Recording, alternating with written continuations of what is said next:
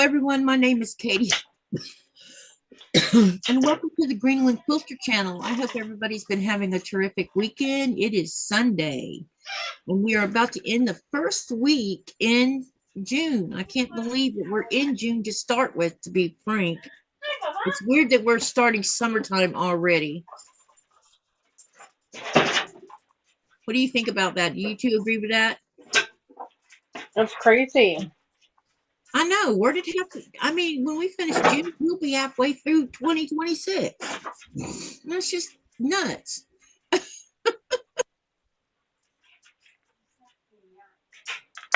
Oh, hello, Blissful. Welcome, welcome. And Myra's in here with the chat part 2.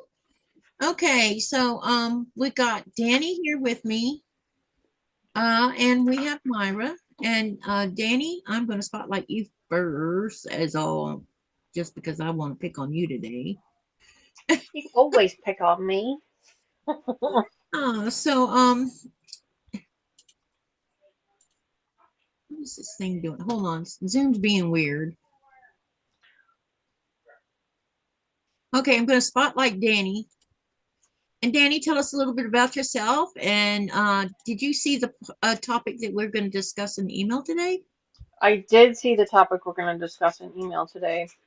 Yeah, so Are we live?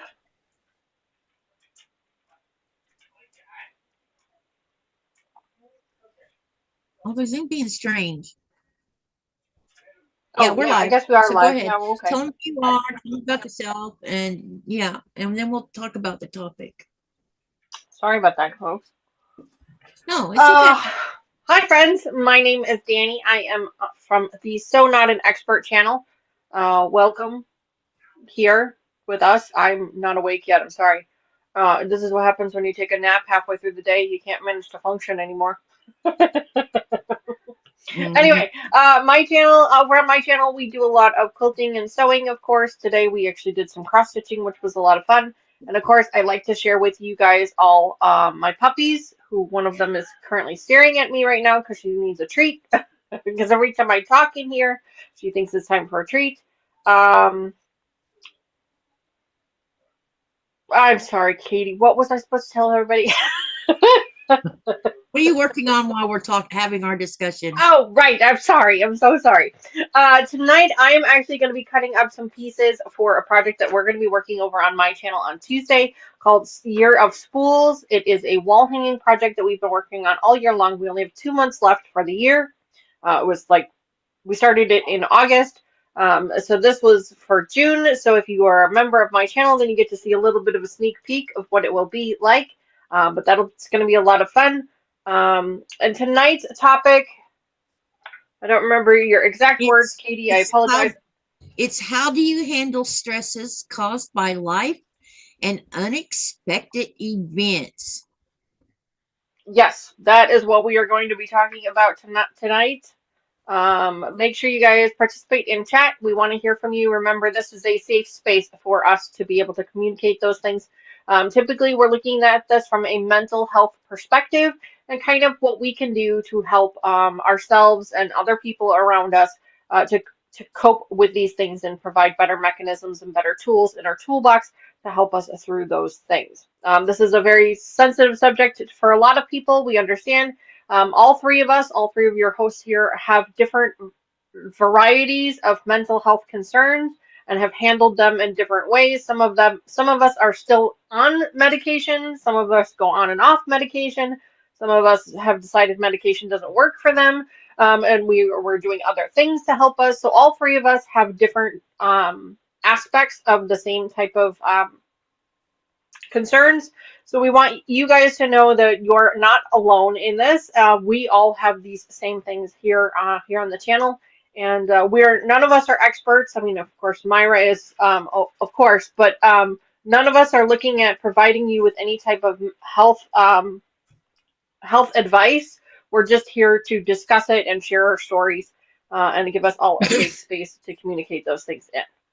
Yeah. Did you okay? You did fine. All right, now I'm gonna put Myra on the hot seat. Myra doesn't have a channel per se. She's a viewer, but she does she's with us because she can give us the more educational side of it because she did this for a living. All right. So hi Myra. Hey Sissy. I Hi, love you. everybody. I am Myra. I am, and I still play with blocks. I love that. I I love love it. it. You know, it's my favorite shirt. It's too big now, but I love it.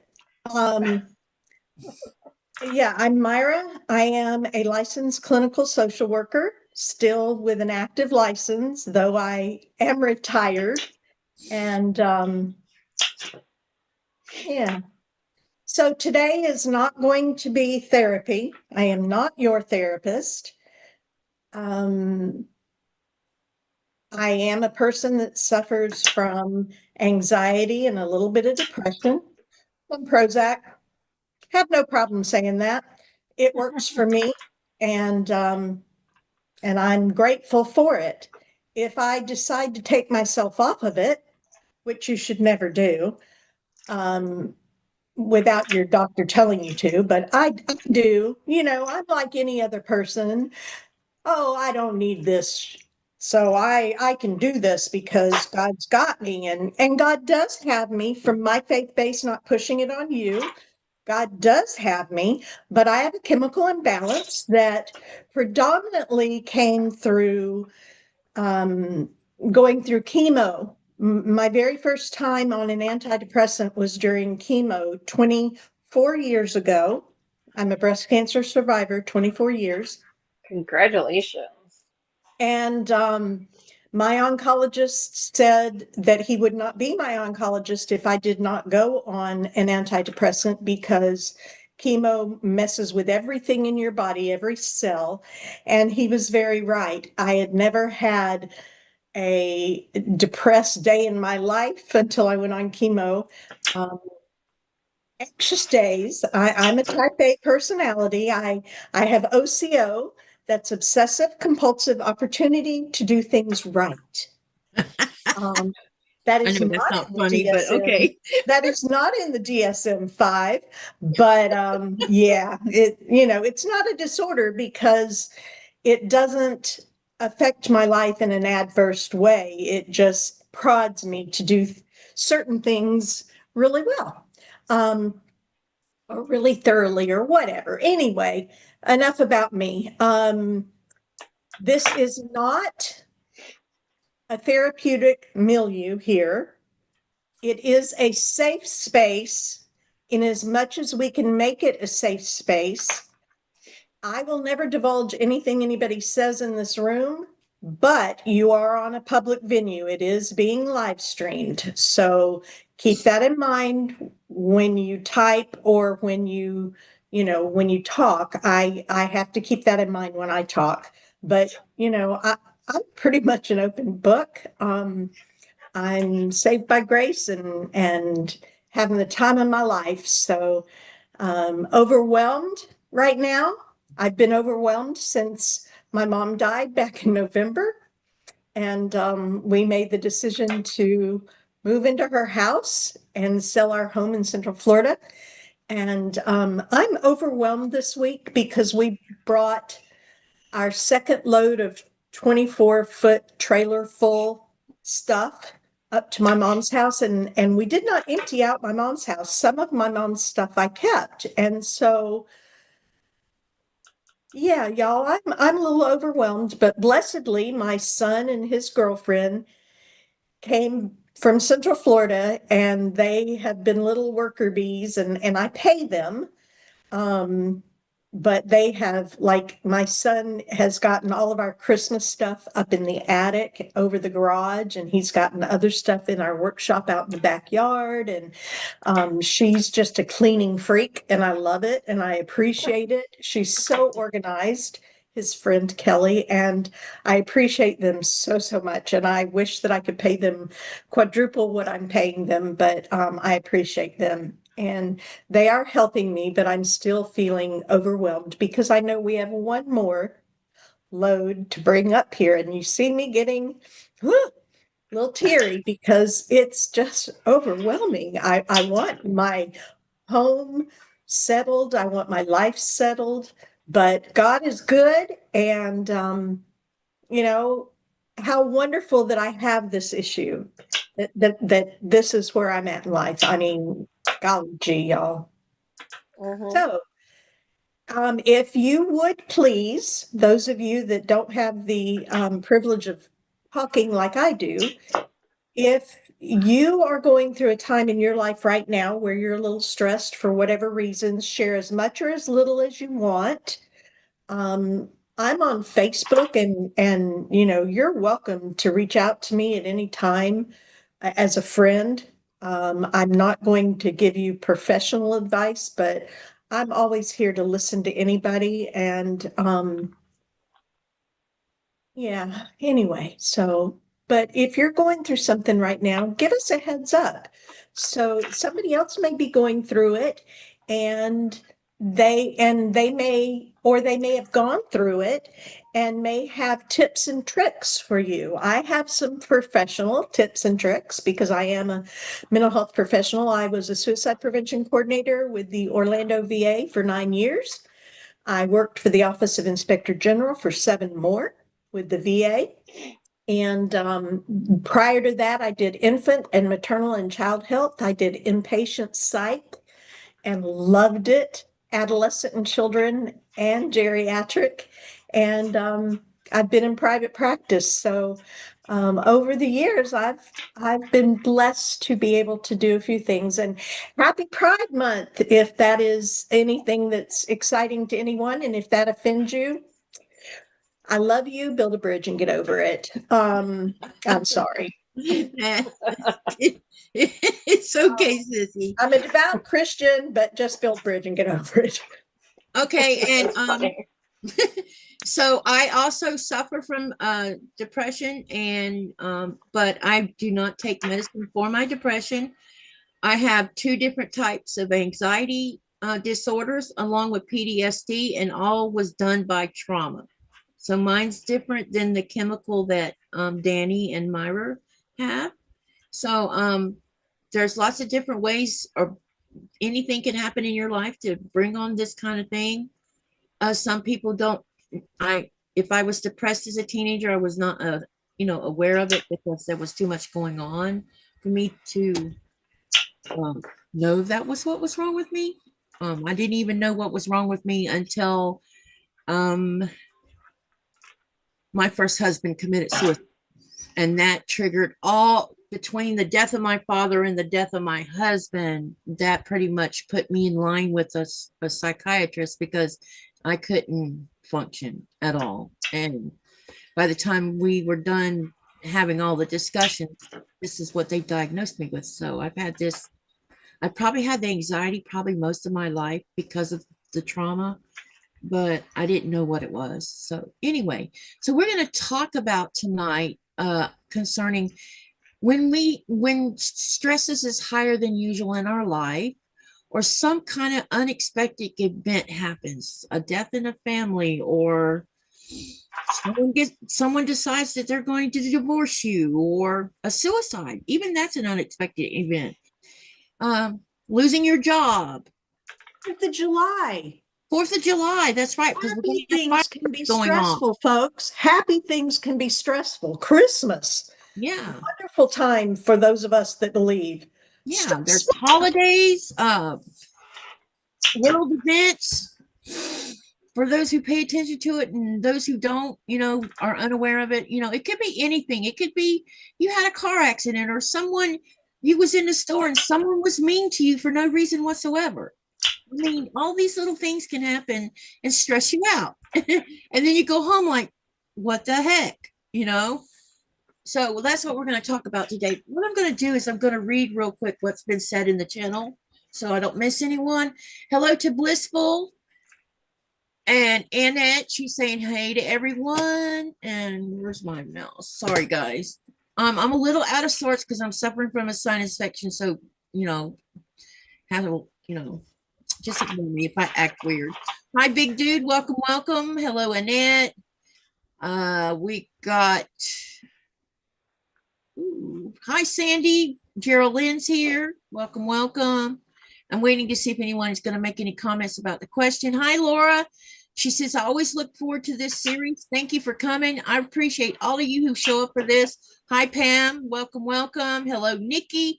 She says, hey, everyone, if you've enjoyed my silver stacking journey, I'd really, whoa, I don't even know what that's about.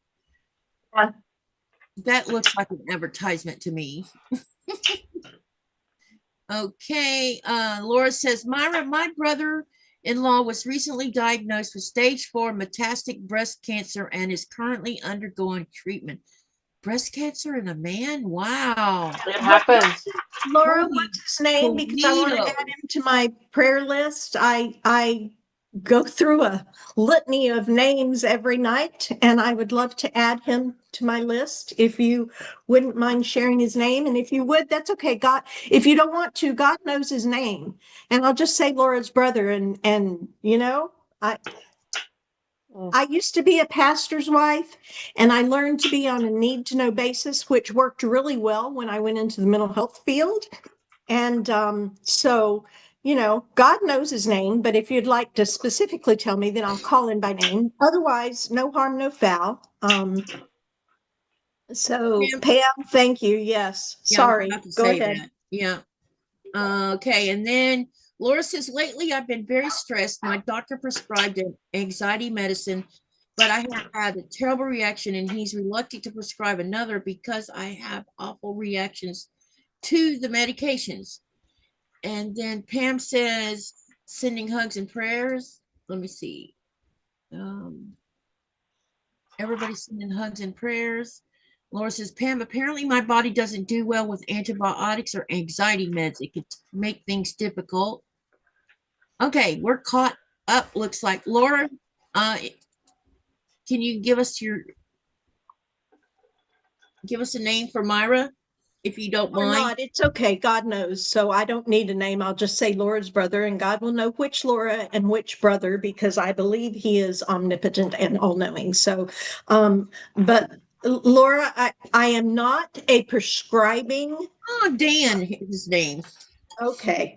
I am not a prescribing therapist, though I do work independently. Nurse practitioners have to be under a doctor, but licensed mental health professionals are not under a psychiatrist. But we also do not prescribe. But Prozac is an old drug, and I just can't tell you how level it keeps me. Yeah, Um, when I was on it, it made me feel like $1,000,000. I mean, they it tried me has on other stuff, and I kept having graphic I nightmares, oh and yeah, I had yeah. Wellbutrin did not work for me, Ooh. Buspar did not work for me, but Prozac, the old stuff, is working beautifully, and it has an anxiolytic, which is anti-anxiety component to it. So, you know, you might discuss that with your doctor. I am not prescribing. I am not prescribing. I'm just letting you know what, you know, has been around for 40, 50 years, literally. I mean, you know, back in the 60s. So, anyway, you know, new meds are great and I appreciate them, but sometimes the old things are good enough. So I would like to hear more from the viewers. When y'all have stresses higher than usual, what do you guys do to help you through it? Share some of what you do to get through a rough patch. Let us know. Myra, how are you dealing with your stressors right now?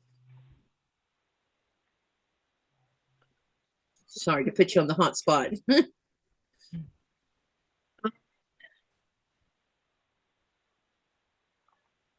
Sometimes I have an adult beverage, which is not the healthiest thing in the world.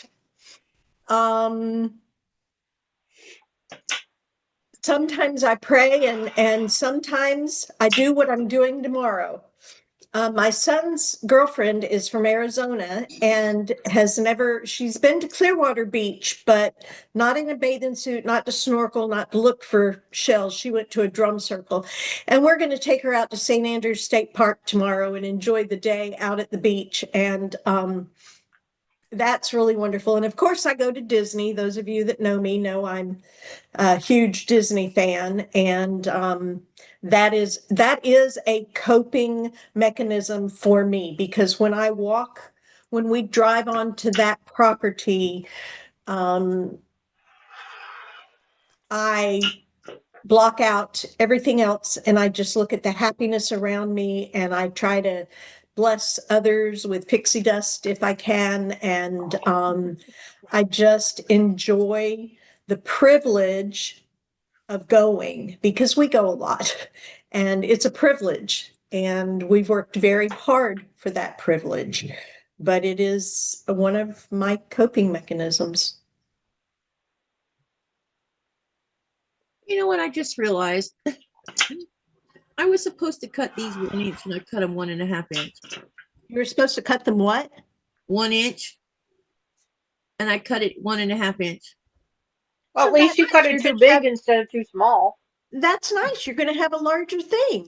Yeah, How but wonderful. I don't think it's going to look right if I have 1 inch sashing here when I've been using like if I use 1.5 inch sashing when I've been using 1 inch sashing. It's going to be just fine. I can't believe I did that. What does Bob Ross say? Happy little trees. Yeah, but I can always It's a open happy things. accident, yes. Happy accidents. My husband loves Bob Ross. I don't watch him, but my husband paints yeah, so anyway. Yeah. I can't believe I made that mistake. Oh, Laura says, Myra, of God. She says, Myra, I will ask about Prozac. I can't remember if I've tried it. I was on Wellbutrin for years, and when he prescribed it again, I had angioedema from it. I blew up like a tick. Ow. That's Yeah, definitely I was on with the Wellbutrin for a little while. For me, it did nothing. I didn't notice anything at all. Yeah, I didn't think it helps me either. Prozac did, though. It made me feel like I was on the top of the world. I don't even know It the doesn't name make of me what feel I'm like on I'm right on now. the top of the world. It just, if I take myself off of it, within 3 weeks, my husband or my sister or one of my children will say, are you off your meds? Because I'm not patient and Yeah. I'm not as sweet as I normally am. Yeah. I just mean it made me feel way better than I did when I wasn't on it. Put it that way. And I wasn't For having those of you who nightmares. have been watching this series for a little while, then you know that I am on my own new-ish medication journey, if you will. And I'm happy to report I think we finally found the right, you know, cocktail of medications that is working. And the way that I know that it's working is simply because I don't feel anything. Not in a sense that I feel numb, but simply that I don't feel the anxiety. I don't feel the stress. I don't feel the constant negative thoughts, or I don't feel that weight on me. And that's what I mean when I say I don't feel Feel anything. It's not, healthy. thank you. Yes, I feel healthy. I don't think about it. And because I'm not thinking about it, because it's not, in my brain. I was talking about this a couple weeks ago. One of the things that I was kind of going through at that particular time was I was actually forgetting to take the medicine because I was not thinking that I needed it. And I know that that's not something that's healthy. You need to take it. I mean, that's the whole reason that you need to take it. So I am better about it now. I'm on a much better schedule. I remember to take it every day, but that was part of the journey that I was on. Was I got to a point where the medication was doing what it needed to do, and because I wasn't consciously thinking, oh, I need to take it because something was triggering me to remember to take it. Right. So that's the good news. Is that for at least for me, I think we've found something that's going to work at least for a little while. I know that sometimes medications, they work for the first 3 or 4 months, and then you end up having to change things out again. I mean, that's just kind of how, your own body chemistry changes over time, and so things change over time as well. So That is definitely something that I am working through myself right now. It is not Prozac, I know that, but I, for the life of me, could not tell you what the name of it is. So I do apologize for that. I will try to remember to be more. Um, I want to say it starts with a P, but I could be completely wrong on that. Um, Laura says, in addition to my brother-in-law, my youngest sister is going to file for a divorce after 33 years because her husband is cheating on her. He told her he isn't attracted to her and doesn't want to work on them. oh, well, That's I'm super sad. sorry to hear that, but at the same time, then it's probably better for her because she shouldn't waste her time with someone who doesn't want to be with her or give her the right amount of love and affection and attention that she deserves. That's basically Tell what you, happened. you may not be looking for another man, but when you want a companion, there will be one for you with all your lumps and bumps and bulges and Hmm. history. Hmm. There will be when you're ready for it or when you least expect it. And Usually how it happens. your It's life is all not about over. timing. Your life is not over. Your life, this is It's just not. a new chapter. Turn the Yep. page. I have been there. I know how much that hurts, how devastating that can be. How, Hmm. when my second husband left me, I was actually suicidal. And it wasn't that I wanted to die. I just wanted the ache in my heart. I wanted the pain to stop because it was, Hmm. I don't believe in divorce and I'd done it once already. But Right. now I'm with Mr. Wonderful and I'm grateful and I'm going to die with him. And yeah, it's all good. I mean, I agree with you about not believing in divorce. I mean, I stayed with my first husband for 21 years. Who would have thought he would have ended it the way he did? I know It was traumatic. it was. I am Uh, a firm believer that everything in life happens for a reason. I We don't know if just I have believe to in have that. faith in that reason. No matter what your faith is, whether it's God, whether it's religion, whatever it is, simply the fact of having faith in yourself and in the universe's plan, I guess, if you will, is kind of the way I look at things. And when something like that happens, I just simply go to the land of this is happening for a reason. I may never know what that reason is, but there is a reason that this is happening. This is here to teach me something or teach someone else something. Um, is the way I look at it. Scrappy says she looks at it like the universe protecting you and moving you to something greater. Be patient and have faith. I agree. You know what's been twisting my gut for the last 4 days? Anyone want to guess? Sinus infection? No, besides that, it has to do with my mental stuff. Sissy probably knows. Is it political related? No, I'm trying not to think about what's going on in the world right now.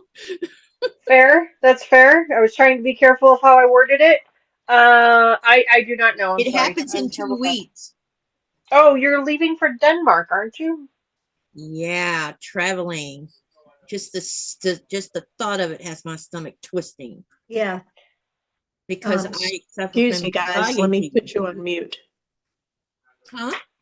I need to put you on mute for just half a second if I can figure out how to do it.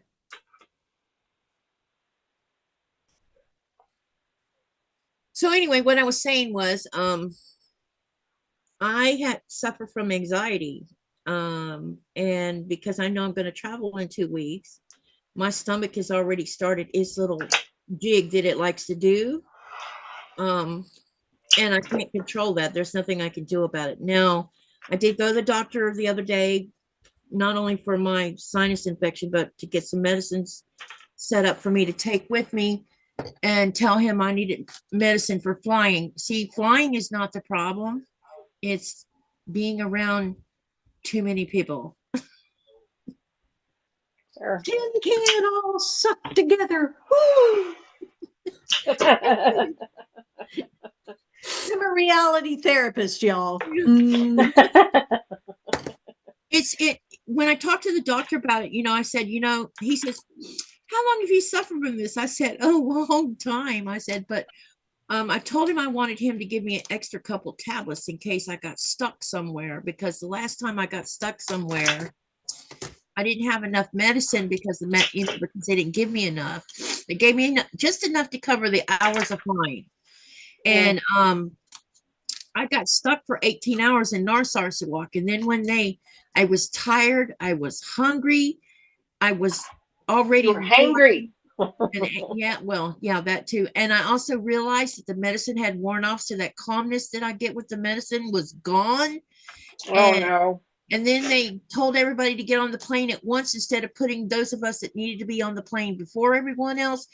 And so by the time I got onto the plane and I had a seat in the back of the plane, and there was two people squabbling over seats in the back of the plane, and people were literally pushing you down the aisle. And I completely lost it. You're allowed to go to the whatever airline you're flying, you're allowed to go to the where you check in and say, I need extra time boarding. I need pre-boarding, please. Yeah, you don't have to give a reason. Yeah, they're going to pre-board me now. Good. But it's not pretty, you guys. It's embarrassing to have an anxiety panic attack right there in front of the whole world, because you have no control over what's happening to you. Aren't the airline employees really, really good to you then? Yeah, they were. Someone said, help. We need someone back here to help. Someone was hollering. I could remember hearing that. And a attendant came back there and made everybody get the heck out of the way. And he come and he says, can you come with me? Because he knew what was going on. And he took me up to the front of the plane, and they finished loading the plane while he sat down. He got down on his knees in front of me and told me to start breathing with him, because I was crying and I couldn't think. I mean, it was insane. And for 30 minutes, he sat there on the floor talking to me until I got through it. Wow, that's amazing. So I have medicine this time, and there's no way I would run out this go around. He made sure I got enough, but I do want to throw out a preemptive apology just in case I just completely drop off the channel and the call. We are having some nasty storms rolling through. I can hear the thunder coming through. So if you just see me jump, one, that was probably just thunder. Because I do that. I'm known to do things like that. And two, if I just drop off the call, it's because we lost power. okay. It's very unlikely that we will lose power, but I just like to throw it out there in case. But if you just see me jump randomly, it's the thunder. Don't find me. Don't find me. Scrappy said that she prefers to be last on board, so I'm not sitting in. Yeah, I need to be on first because I have to get settled. Katie, wait. Uh-oh, I missed something. You know that OCO I told you all about? Well, I traveled when I was with the Office of Inspector General. I traveled all over America inspecting VA hospitals to make sure that they were doing what they said they were doing for our veterans. And it was a huge privilege. And I absolutely love to travel, but it is also very anxiety producing for me. So I would always pre-board. Sometimes I'd take a Xanax, sometimes I wouldn't. I have Xanax PRN, which means take them as needed. And I try not to take more than 30 a year. So yeah. You're like me, you limit yourself. It's like I limit myself with my heavy duty pain med. Exactly. I mean, I have children that have had addiction issues. Praise God, my adult children are doing very well, but they had to get that gene from somewhere, and I don't know if it was from me. So 30 a year is what I allow myself. And anyway, I pre-board so that I can clean everything because it freaks me out. Even before COVID, flying has always creeped me out with, everybody touching I don't know, touching everything. But anyway, and I'm older than dirt, so they always let me pre-board.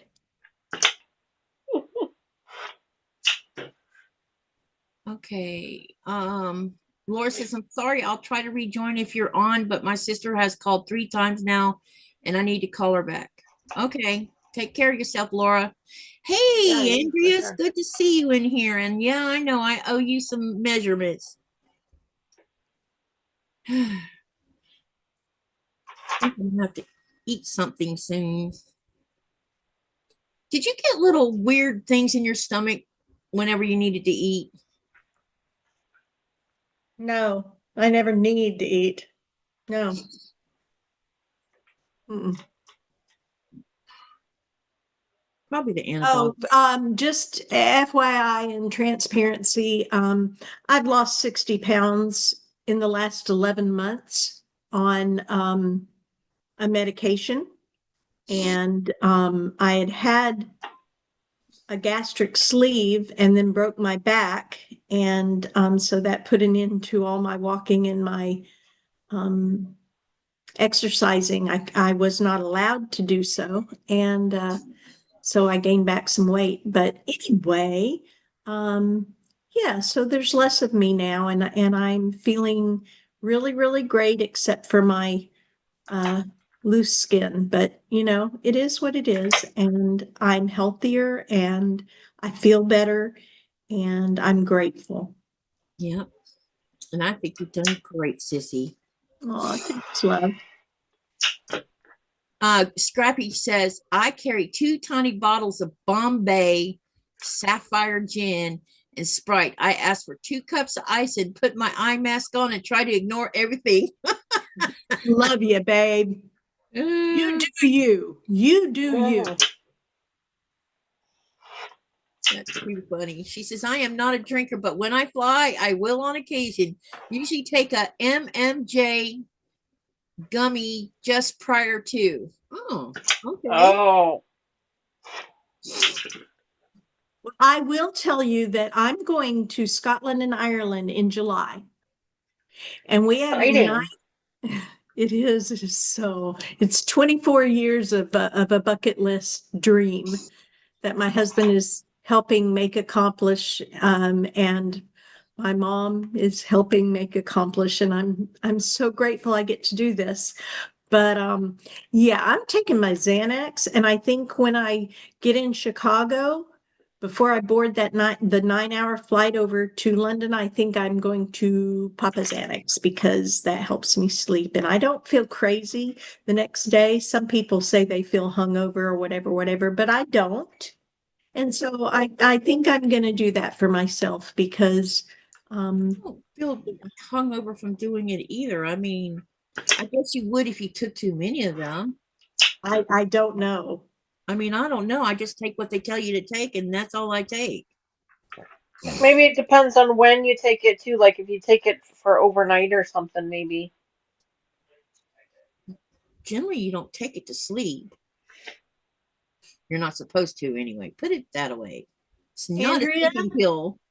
Andrea, I want you to know that you have been in my nightly prayers. You're one of the names that I call out to the Lord for peace that passes understanding, because no parent should bury a child, but it does 100%. happen. My mother-in-law has had it happen with 3 husbands and 2 children, Oh. and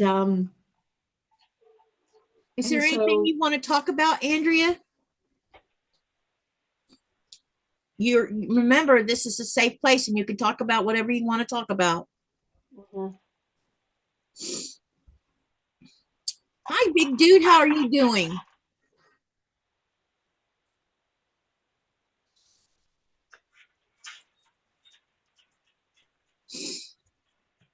Scrappy says most likely you do not get hung over because you're taking the medication correctly and you have the correct dosage. Yeah, that's probably why.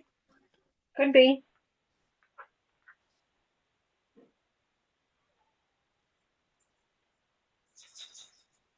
the doctor I had this week was from somewhere in one of the Norwegian countries. I don't know which one. It wasn't Denmark.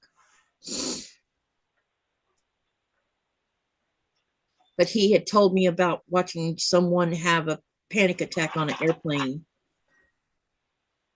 Oh, geez, what are the odds?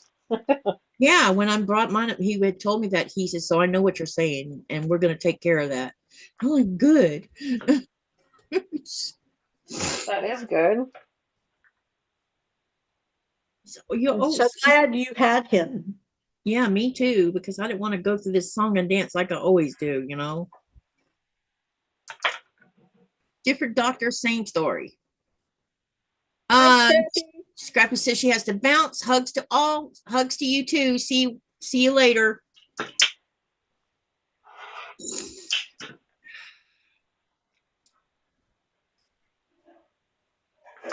Trying to think. So, Andrew says, yes, she was my only living child. I was counting on her to take care of me when I could no longer care for myself.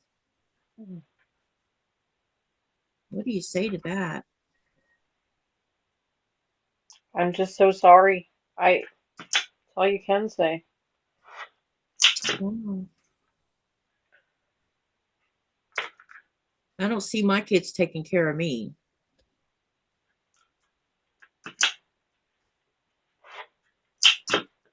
I'll probably end up in an old folks home. Have those in Greenland? Yeah, actually they do. We have one right here in this town, and it's a big one. Wow, that's way cool. Yeah, they added more living space on it, or sleeping space, or whatever you want to call it. About 4 years ago, they added another big addition to it because there's a lot of people that have to be that need assisted care. Well, we're doing nothing but getting older every day. I know. Sorry, y'all. It's the truth. It's the truth. It 100% is. Yep. Laura, I hope your sister's doing well. Hey, Mona 2.0, good to see you. And Big Dude says he's listening while working. Thank you for coming in. So I've been thinking a lot about different things lately. And I feel like a lot of how I get through my day sometimes, especially when Nikolai's gone, is because I know some people think I'm doing too much because I'm always live on YouTube, but I think I'm doing that because it gives me a chance to engage with other people instead of just sitting here in silence. Does that make any sense? Absolutely. Because it helps me a lot of times get through every day that I feel by myself. Because I can tell you that I have felt alone, even in a big mass group of people. And it sucks to feel like that. Yes, it does.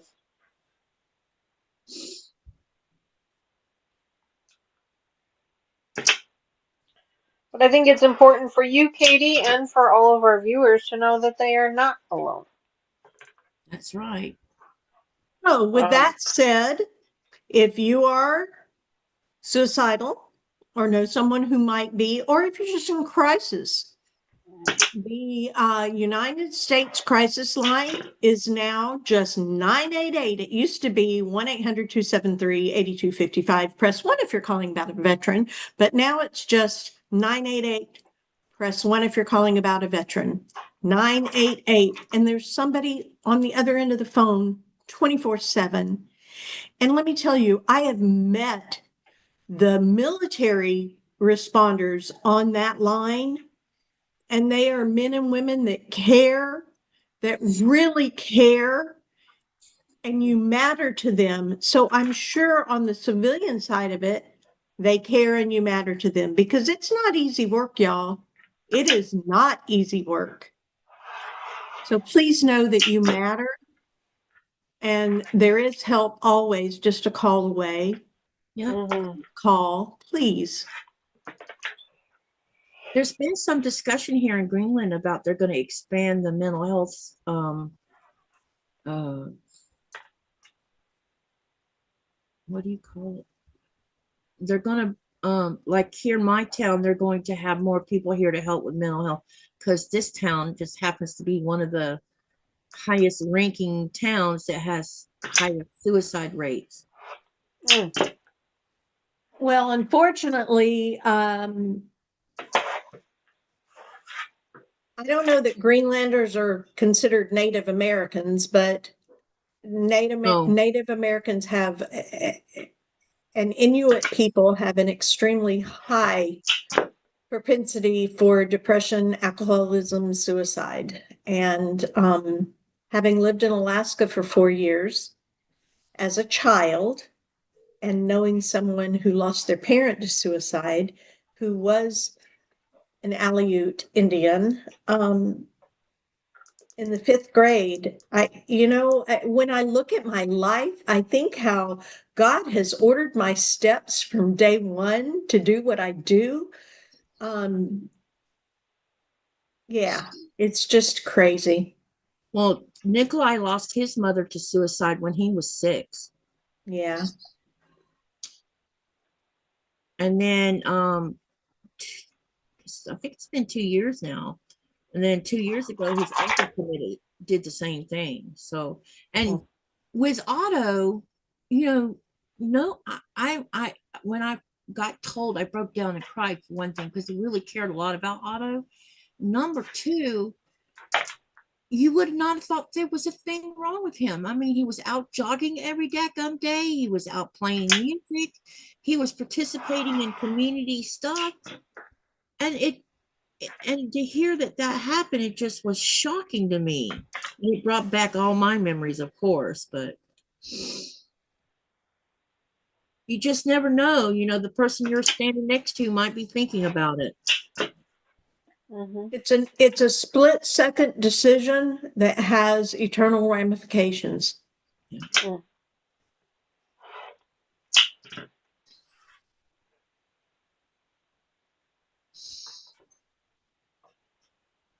On that happy note, what are some other things that you all do to de-stress or Yeah, that's what I want to know.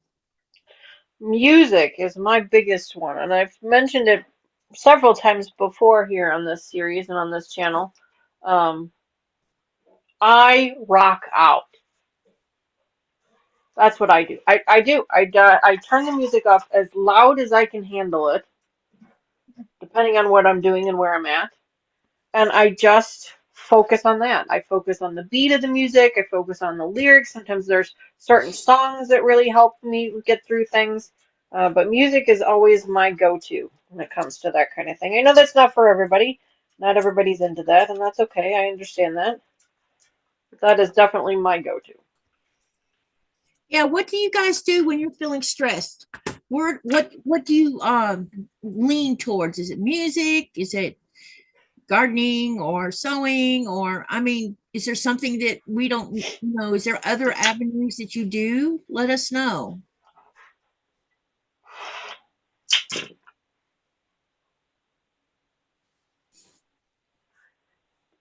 those people that say they exercise, they hike, they run? Oh my gosh, I am just in awe of them Yeah. because, yeah, Right. this girl doesn't do any of the above. It did not hurt my feelings when I broke my back and they told me I couldn't walk my 3 miles a day that I'd been walking prior to breaking my back. Did not hurt my feelings whatsoever. Denise says she sings. Oh, That's There awesome. you in a go. choir, or you just sing because you're happy? I love singing with rock and roll music or what do you call it? Pop music. Anything that I can sing to pretty much. And crank it loud. Crank it loud, crank it proud. That's right. Anyone else want to answer what they do?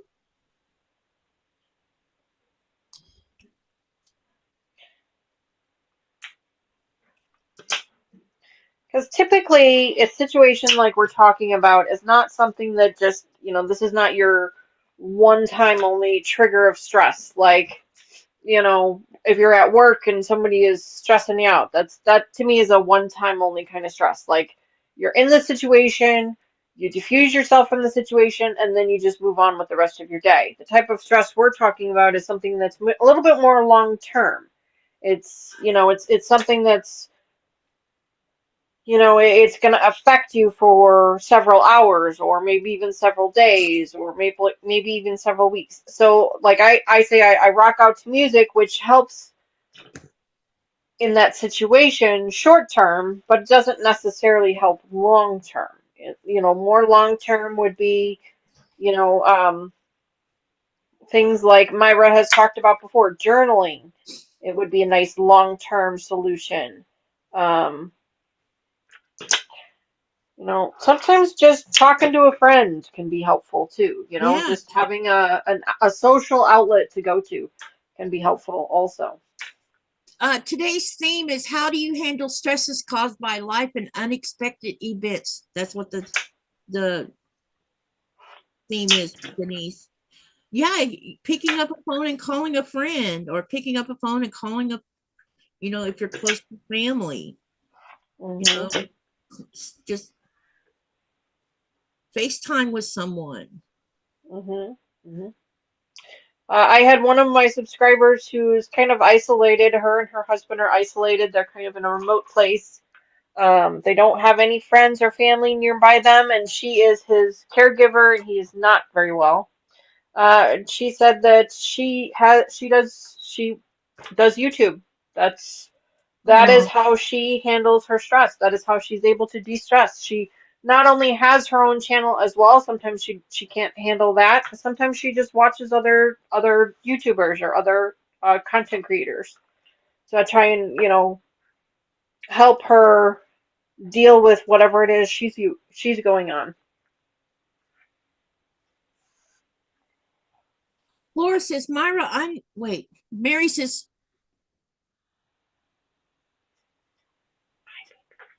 wait, she's just repeating what I did. Okay. Laura says, Myra, I used to walk 3 to 5 miles a day and then fractured my back and had surgery, and I haven't been able to walk like that since December 2024 when I had the fracture. Hi, Katie. Welcome, welcome. Hello, Mary. It's good to see you. Okay, we're caught up again. Ivy says hi. She really wants my peanut butter pretzels, but she's not getting them. Peanut butter pretzels. I bet the dogs would love a bite of that. Oh, they do. They really do. And we make sure to buy the peanut butter that's not toxic to them.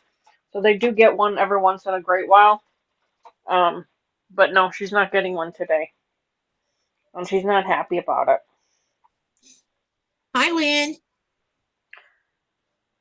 So, anyone else want to share what they do when they're feeling stressed? We need you guys to talk to us. Does anyone know at what point you should seek professional help when you're That's a good feeling question. stressed and That's a overwhelmed? great question. I would not have thought to ask that question. That is a great question to ask.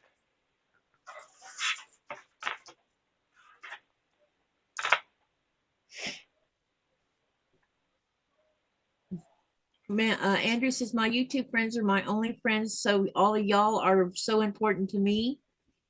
And then Denise says I pull songs on YouTube.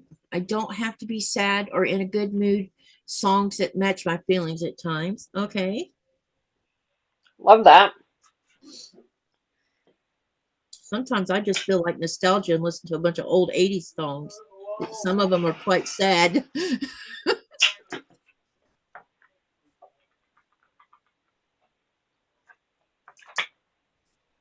Walking was huge. I could clear my mind and always felt great after my walks. Yeah, see, I don't care to walk. If I could ride to the spot I want to visit, I would be more than happy. I've never been a porch sitter, but since I've been here at my mom's house that we're moving into, we're buying, it's going to be our home. Um, I have found myself going and sitting on the front porch. It's not a large front porch. I just have two rockers on each side. She only had two chairs there, but I brought my rockers up. And I find myself going out there and just sitting and listening to the wind and the birds. And it isn't too hot yet in Northwest Florida. It will be too hot for me to do that. But right now it's still very pleasant. And I found myself, rather than sitting in the computer room with my husband watching TV, which is our normal status quo, I actually grab a tote and try to empty a tote and then reward myself by just sitting on the porch in the fresh air and watching the birds that come and sit and just being in the moment. And that is so not me, y'all. Can you So, hear the ocean from her house? oh gosh, no, honey, we're 15 miles inland. Oh, for some reason I thought you were closer than that. No, my sister has a condo at Edgewater on Panama City Beach that is literally on the beach, and you can open up the sliding glass door and hear the waves. But Oh, no, we're in a small community called Bio George that is, yeah, no, we're away.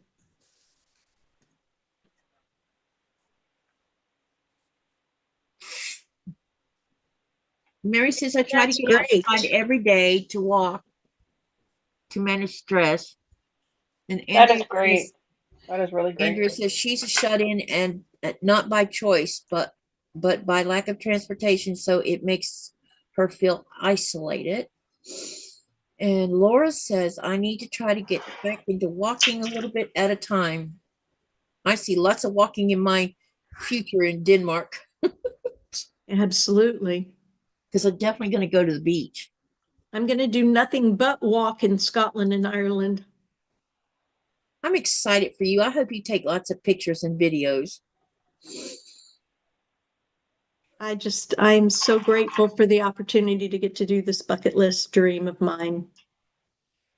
I'm making a Bring list of my Irish and Scottish ancestors so that, you know, I can kind of know where I'm at in the country. And if they were anywhere around or had castles or whatever, you know, I can, you know, try to match the two. Yeah.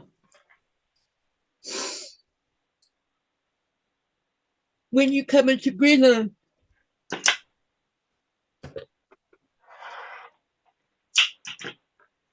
What? when are you going to come to Greenland? Next year? I hope so.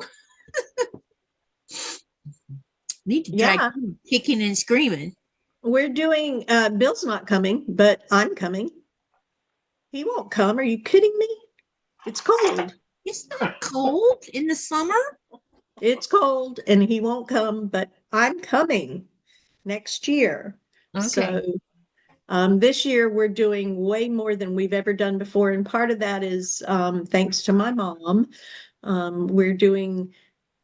We did a cruise for my high school 50th reunion. We're doing this European trip. We're doing Branson with my stepson and his wife for their anniversary. And then I'm in a philanthropic group called Daughters of the Nile that is a Masonic affiliated group, and we raise money for Shriners Children's Hospitals. And every year in September, they have Florida Days where all the people that belong to that group in all of Florida meet in one spot and, you know, hang out for 3 days. And so I'm going to go to that in September. So, yeah. Laura, don't they have any kind of programs in your area where someone can come and relieve you and your husband for a period of time so that you can get out and do things on your own and take care of your 87-year-old father while you're out doing other things so you can get a break? Do they not have a program for that? I can't imagine not being able to leave the house ever. So Laura, my mom died 5 days before she turned 92, and my sister and I had been taking a month at a time for the preceding 18 months, minus 6 weeks. 6 weeks before she died, we actually put her into an adult living facility, and because she was having trouble transferring, and alone we couldn't physically help her do that. And but I know during that 18 months, it it, it was hard. But your local council on aging, have you looked into that agency? Sometimes they have respite, day programs. Doesn't mean your loved one would want to go or would be willing to go, but How could someone find out about those facilities, those Yeah, that's a good programs? question. How do they every find out? state, every state has an elder ombudsman. It's called different things in different states, but every state has one for elderly people. And you just go online and type in, what you want to know. Oh God, I love Google. I'm sorry if there are other search things. I don't mean to be slighting them, but mine is Google, and I love it. And yeah, every state has elder care ombudsman. What And is budsman? ombudsman is a person that is responsible for letting you know what services are available in your area for your elder loved ones. Oh, Social work rules from the womb to the tomb. Just say it. Sorry, had to plug my profession. I no, like there's you nothing know wrong with all that. I this think it's stuff. admirable that you love your profession as much as you do, because a lot of people are not in a profession that they love as much as you love yours, and so I think it's great. And I think that maybe that would be encouraging to them to see that you can be in a profession that you love that much.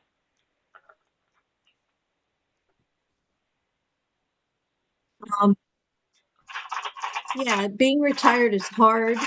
If it weren't for this podcast, I'd be having a real hard time, y'all, Aw. because I am what I am, and I've always been a best friend and a fixer, and I've always been a social worker, even without the training. And with the training, it just makes it um, 200 times better. Oh, I bet, yeah. Love you, Sissy. You know that? What, baby? I love you. I love you so much. For those of you that do or do not know, we have a 20, probably 5 year history, she Yeah, and long I, time. and Yeah. real time, not podcast, real time. Yep. And I love her and Nico so much, and there's a special part of my family. She And we calls me love you. Sissy because I am her older sister. Yep. Laura, I'm glad your dad does go to the senior center. Good, yeah. Gives And I all of can you a little bit imagine of a your break. sister is going to need her own respite here in the foreseeable future. And stage 4 is no longer a death sentence. I was stage 3B, which is a wisp away from stage 4. Wisp. I didn't know that there was such a thing as a B, a 3B. Actually, there is. Wow. And it's worse than 3A. And I don't know why they did it that way, but they did. And I was 3B. And but I've had numerous friends that have survived different cancers in stage 4. Numerous, numerous. Well, that's great. My stepdad, for those of you who watch my channel, Mama Joyce's husband, my stepdad, is stage 4 prostate cancer. Um, And unfortunately, there's not really Thank much you. they can do for that. Yeah. They Thank do you. have him. Sorry, I'm go ahead. No, that's okay. They do have him on some treatment options. They have him on some hormone therapies and things like that to try and slow down the growth of the cancer. But there is nothing, there is no real cure for it at that point, unfortunately. And so that's what he's going with. He was diagnosed with stage 4. There was no early symptom. Well, there probably were early symptoms, but a stubborn person didn't want to go and get the testing that he needed to get done, and unfortunately, they didn't catch it in time. Um, but you know what? That's neither here nor there. It's in the past. There's nothing we can do about it now. So we just try and enjoy the time that we have with each other until then. But Mama Joyce, my mom, Mama Joyce, for those of you who don't know, she's got a rough road. You know, she's his caregiver basically, although he's a bit stubborn about it sometimes. But he's doing okay. You know, he has his good days and his bad days. Obviously, the winters are really difficult. They're difficult for all of us. Let's be honest. But they're even more difficult for someone whose cancer has metastasized into his bones, and so both basically his bones are hollow. Oh my Um, gosh. but he keeps in good spirits for the most part.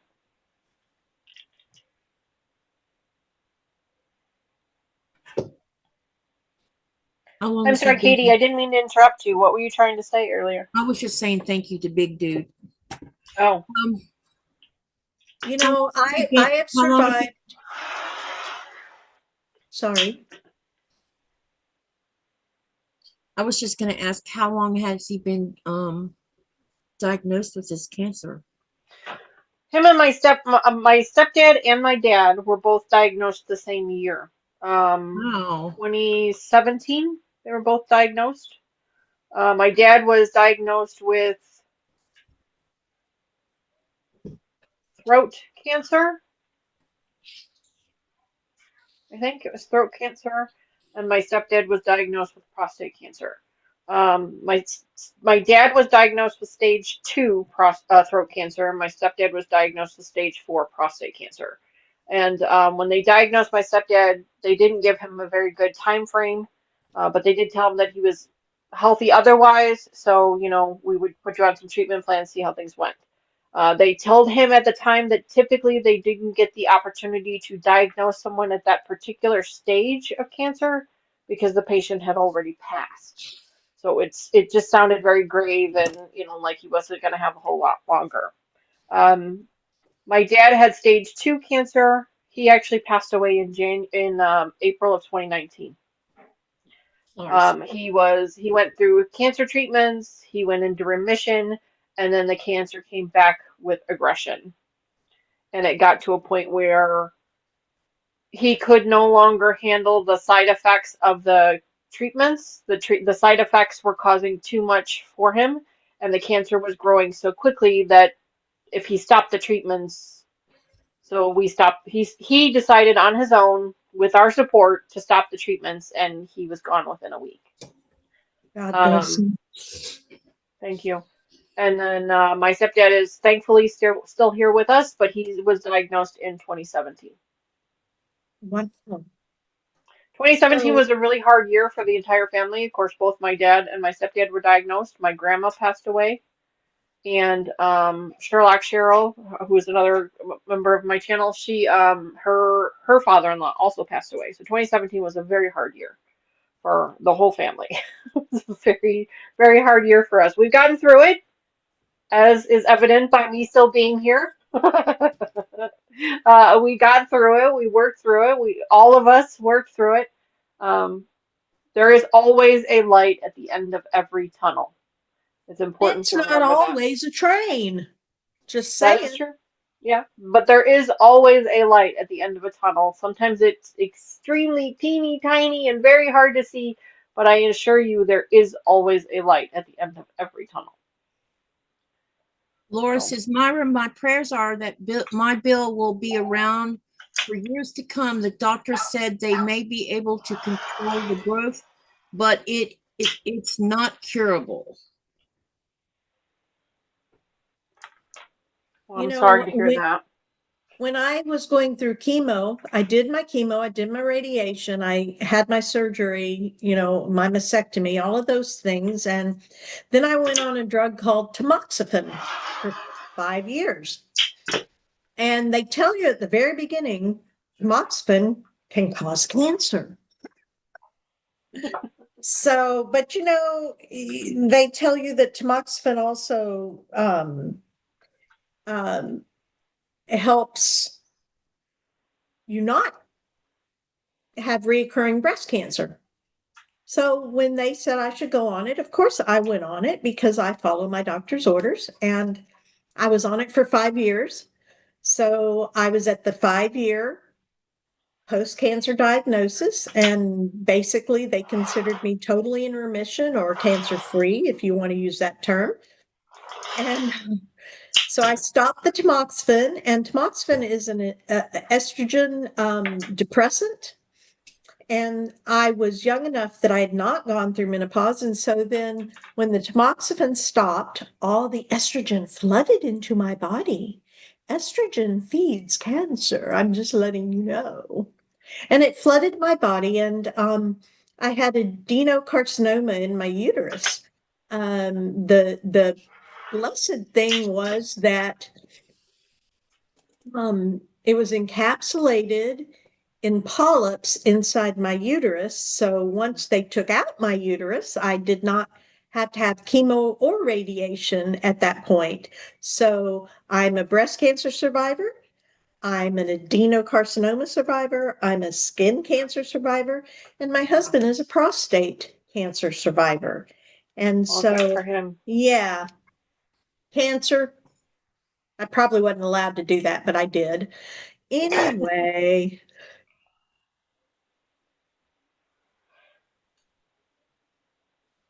Andrea says, thankfully for me, suicide is not something I think about. I want to Good. be forever making quilts for those in need. Thanks to the people helping me with fabric and other needs, I will do that as long as I am able to.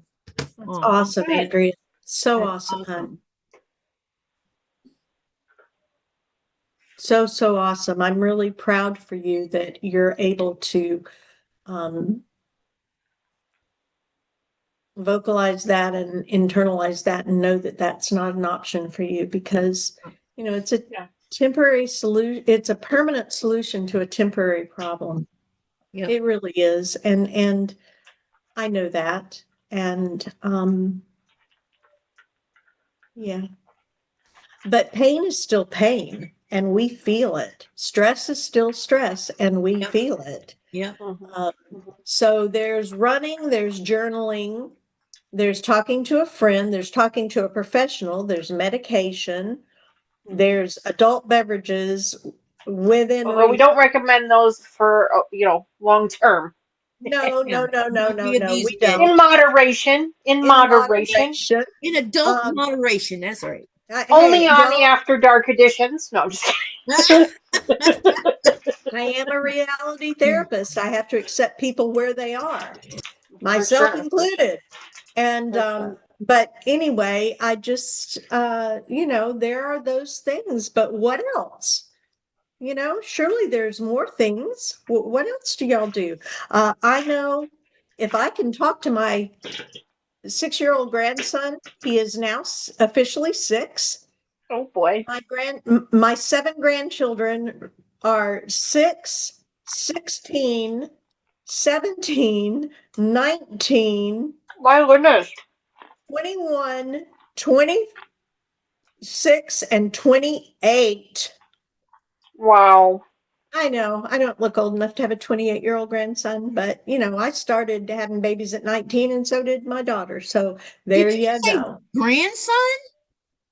Yeah, my grandson's 28. Oh, no Yeah, way. my Tristan, that's on the autistic spectrum and is also in the LGBTQ community. You betcha. That Wow. salutatorian of his mainstream high school. Yeah, so proud. And he got his bachelor's in professional communications from Florida State University, Panama City campus. I am so proud of that young man. You just don't even know. Wow. Yeah, that's amazing. Oh, he is a phenomenal human being. Just phenomenal. So I am definitely an ally, even if he wasn't uh, in the community. I would still be an ally because I believe in loving everyone, and I do. Don't know you, don't have to know you, don't have to even like you, but I'm gonna love you. True that. Do you know that Lynn is knocking on Excuse the me a second. 40 on the number 40 door? Yeah.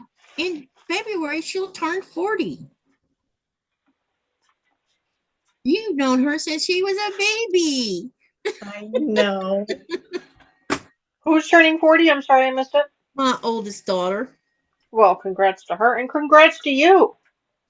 Yep. She turns 40 in February. Thomas turns 38 in Wow. January, and Kristen turns 36. Wait, yeah.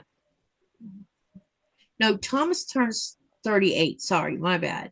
Kristen turns 36. I can't hardly keep up because then there's all these grandkids on top of it. Because Kristen's daughter, Abby, my oldest first granddaughter, she turns 15 in December. My goodness. She 15. was a little I new in know. Lotus Valley. I remember that. She turns 15. I can't believe it. God bless her. Prom, high school driving. Yep, she goes to Hmm. the ninth grade in the fall. Oh, Yep, she becomes a high schooler. And the youngest one, she starts first grade in the fall. Ava, her Andrea, birthday is I coming am up. so proud for you. I am so proud for you. Telehealth therapeutic has become such a wonderful thing, and I think COVID really had a lot to do with that. Um, I actually, before I retired, I was having some issues with work, and I went to my local employee, or not my local, but I went through the employee assistance program and had 6 sessions with a therapist. And it's really hard when you're a therapist and you go to a therapist. It's really hard because you know what they're going to say. You know. You And know what they're gonna say, and maybe you agree or don't agree with their particular way of doing it either. Yeah, I agree. I get you there, yeah. yeah, it's just really hard, y'all. It's so hard. But anyway, I was having issues at work. And so I did avail myself of the employee assistance program. And yeah, it didn't help. It just reinforced what I already knew. And so yes, that was a help. That was a help. But I'm really proud for you, Andrea, and I hope that you're able to get all that you need out of the telehealth. I know when my mom died, hospice had been involved, and they have a group, and I went to one session with them, and it was really wonderful. It helped me an awful lot. And I think their groups are open to anybody, not just those that are on hospice. But Really. I think grief therapy is a wonderful thing because you need to really realize that you are not alone in these feelings. All the feelings you have, they may not be healthy. I'm not going to say they're always healthy, but I will say they are not abnormal. They're Yeah. not. I mean, grief is a process that we all go through in our own Hmm. time, in our own way. Hmm. And you just can't quantify that. You cannot, and you should not. And you just have to get through it. My dad's been gone 5.5 years, and mom has been gone about six Wow. months. And I'm waiting for it to get easier. I'm waiting for it to get easier. It hasn't yet. And I don't know that it ever will, but now I talk about my mom and I talk about my dad most of the time without crying. I'm tearing up right now, but most of the time I talk about them without crying. And the memories bring me solace and bring me pleasure. My mother is in heaven going, what's she done to my house? My mother lived in this home that my dad built in 1989, and my mother kept this home in such a way that House Beautiful could have come by to do a photo shoot 24/7, y'all. Wow. God is my witness, 24/7. That's the way my mom and dad lived. My mom more than my dad, but yeah. Well, Good for them. I've got totes, I've got bins, I've got stuff everywhere. I mean, hang on, I'll show you. I'm not too proud to show you. Yeah, do you see this? The hot mess. A Yep. hot mess, y'all. And you know what? It is what it is. I'm moving in. It won't always be this way. It'll never be like my mother had it, ever, because Right. I'm my mom. Right. But it does bother me that it's so congested and the way it is. But I also have to give myself grace Hmm. to know that this is a part of the process that we're in. I'm praying with every fiber of my being that we can leave this house in July to go to Europe. Denise wants to know what the answer was to when should a person see a mental health profession? Oh, Good okay. question. Sorry. Hello. We got off on Yes. tangents and forgot. We are sorry. Thank you for keeping us on topic. You, Denise. So when, however you're feeling is interfering with your activities of daily living, that is when you need to see a professional. Mm-hmm. Okay. If you're not sleeping, if you're not eating, if you're not going to the things that you went to before, activities, if you're not showering, if you're isolating yourself. I'm not talking about occasionally, I'm talking about isolating yourself, okay? You really need to get some help. You need to talk to someone so that you can be in a more healthy place. I hate the word normal because with a grandson on the autistic spectrum, I hate that word. He's normal for him, you know? Right. Um, Normal is a different for everyone. Yeah. yeah, Normal. I don't like that word, but I do like the word healthy.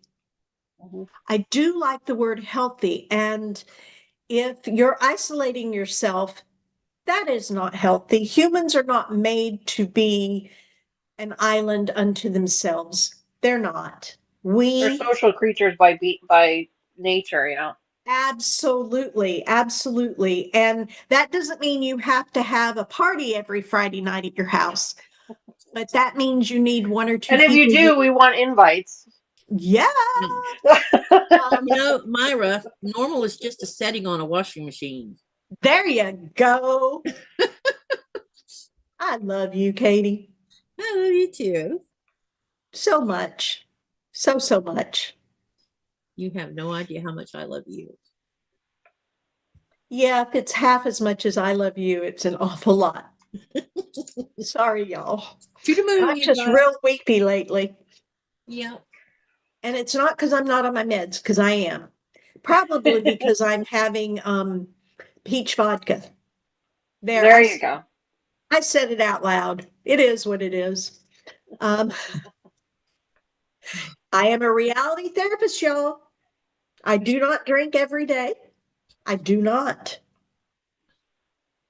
Or every other day. Or What? even once a Okay. week. Andrea says when her husband passed, she was surrounded by people the first week. Then everyone left, and I felt alone, and the group was so much help. I know about that I feeling. always Yes. say that during grief, that the first week is not the hardest because that's usually when everybody is surrounding you. It's the second week when Yeah. everyone has gone that's the hardest. Right.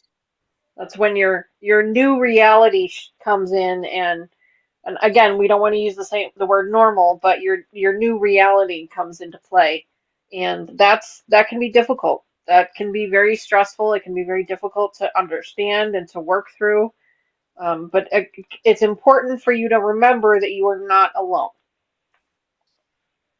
You may physically be alone, like there may not be anybody in the room with you, but you are not alone in your journey. Hi, Sharon.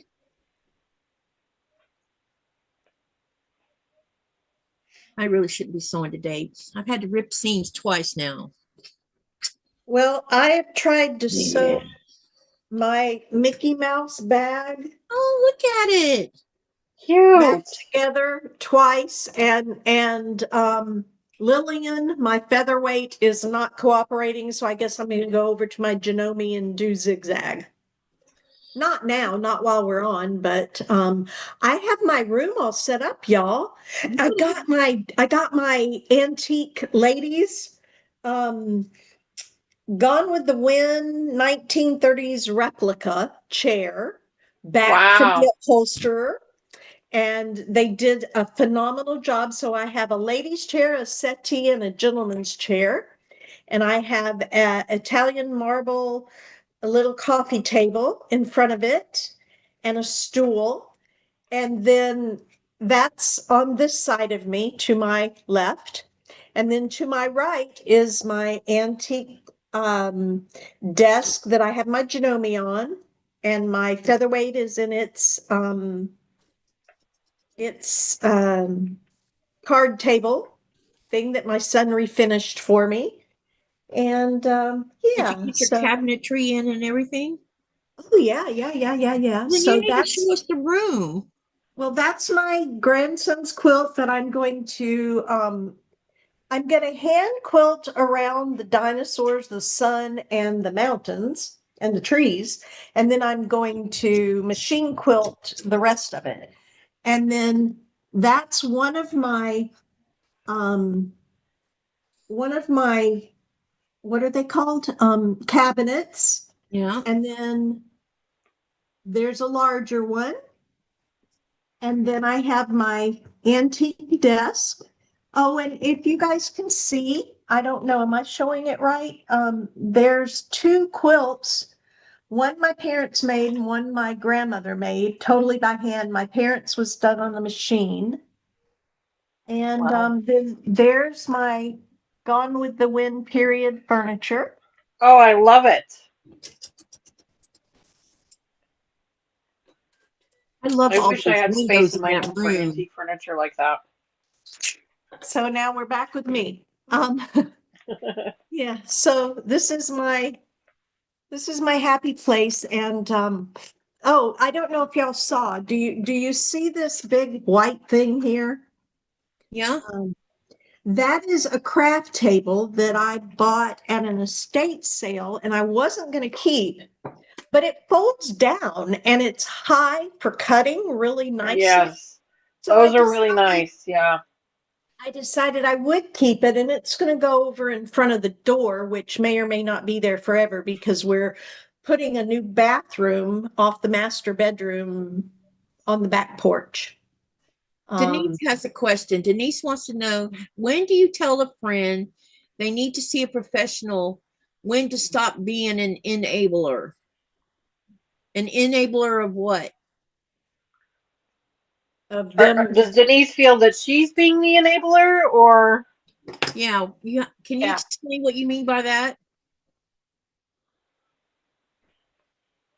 I mean, I don't know that there is a right or maybe I'm speaking out of turn here, but Myra probably has a more professional opinion on this, but I don't think there is a right or wrong time to tell a friend that they need help. I recently had to do that with a family member of mine.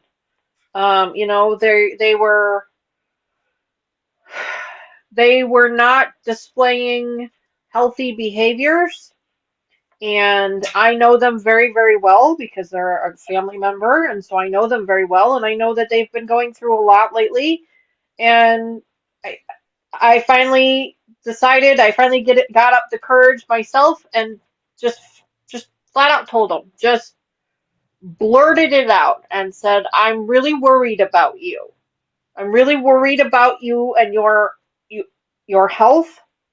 I think that it might be a good idea for you to talk to a doctor or professional about, you know, whatever it is that you're going through, and maybe think about getting some help for that."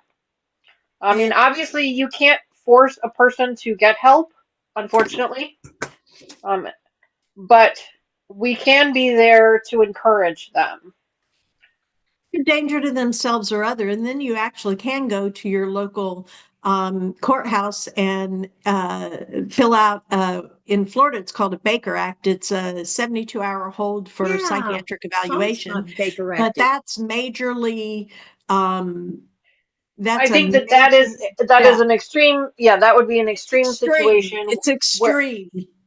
yeah, where you're worried that they're going to hurt themselves or someone else. But maybe they're just going through a rough time and they're not displaying a healthy, they're not really in a great healthy state of mind.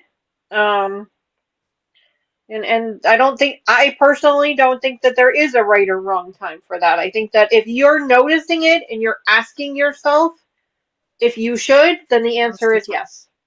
And a way that you can do that very gently is not to put it on them, but to put it on you.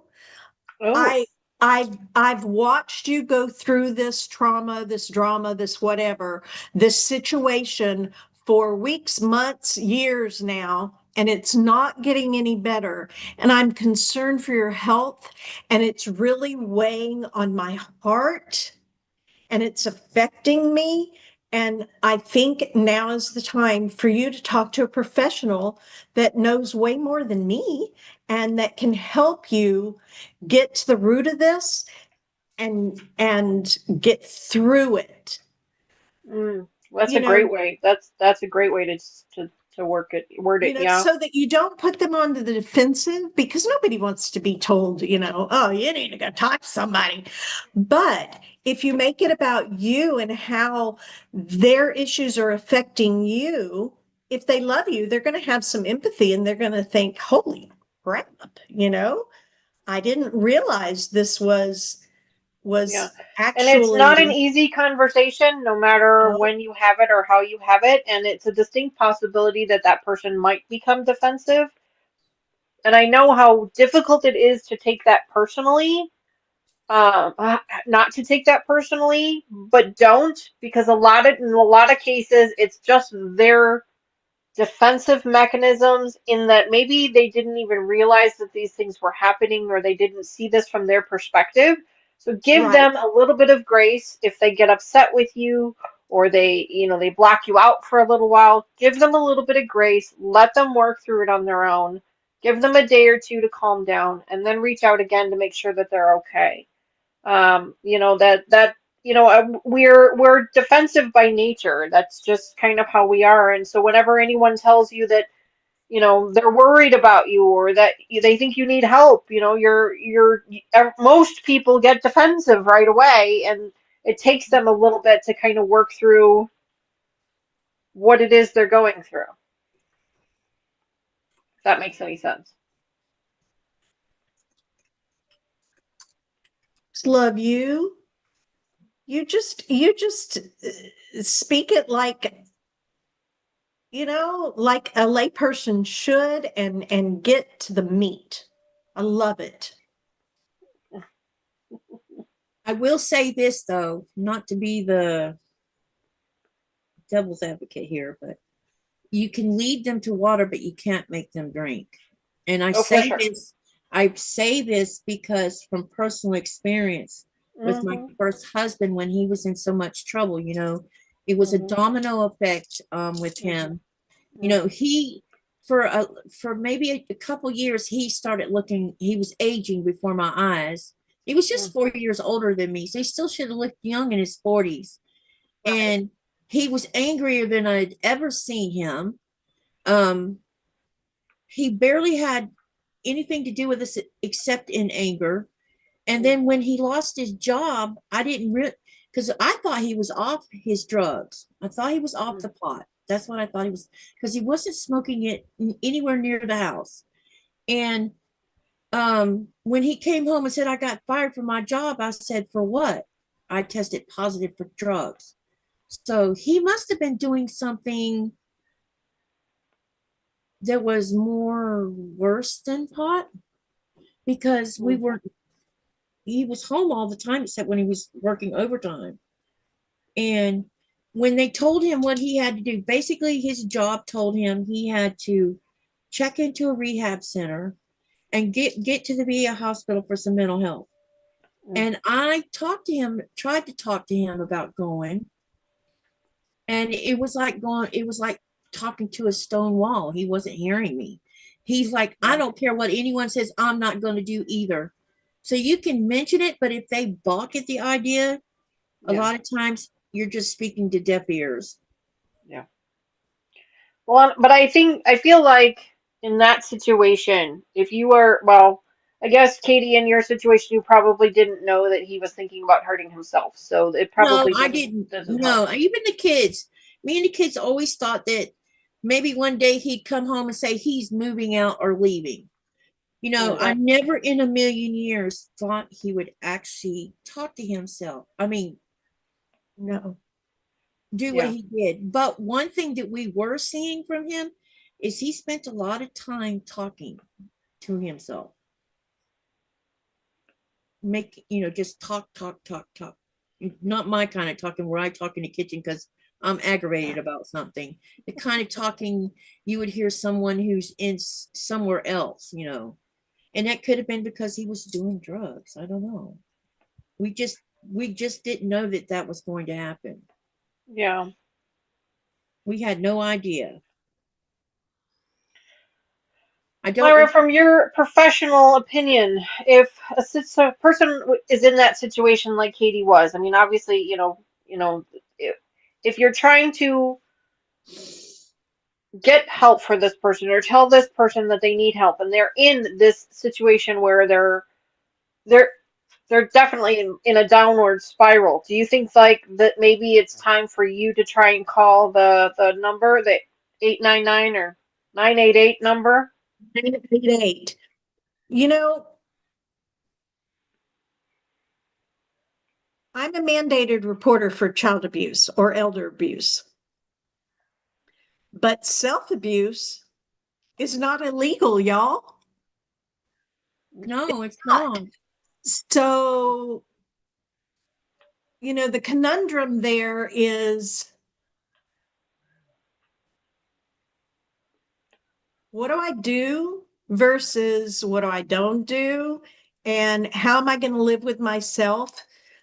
For me personally, as a suicide prevention coordinator, I would get calls from people on the Veterans Crisis Line, and I'd return their call, and I'd have to, over the phone, ascertain their level of suicidality. And I'm not God.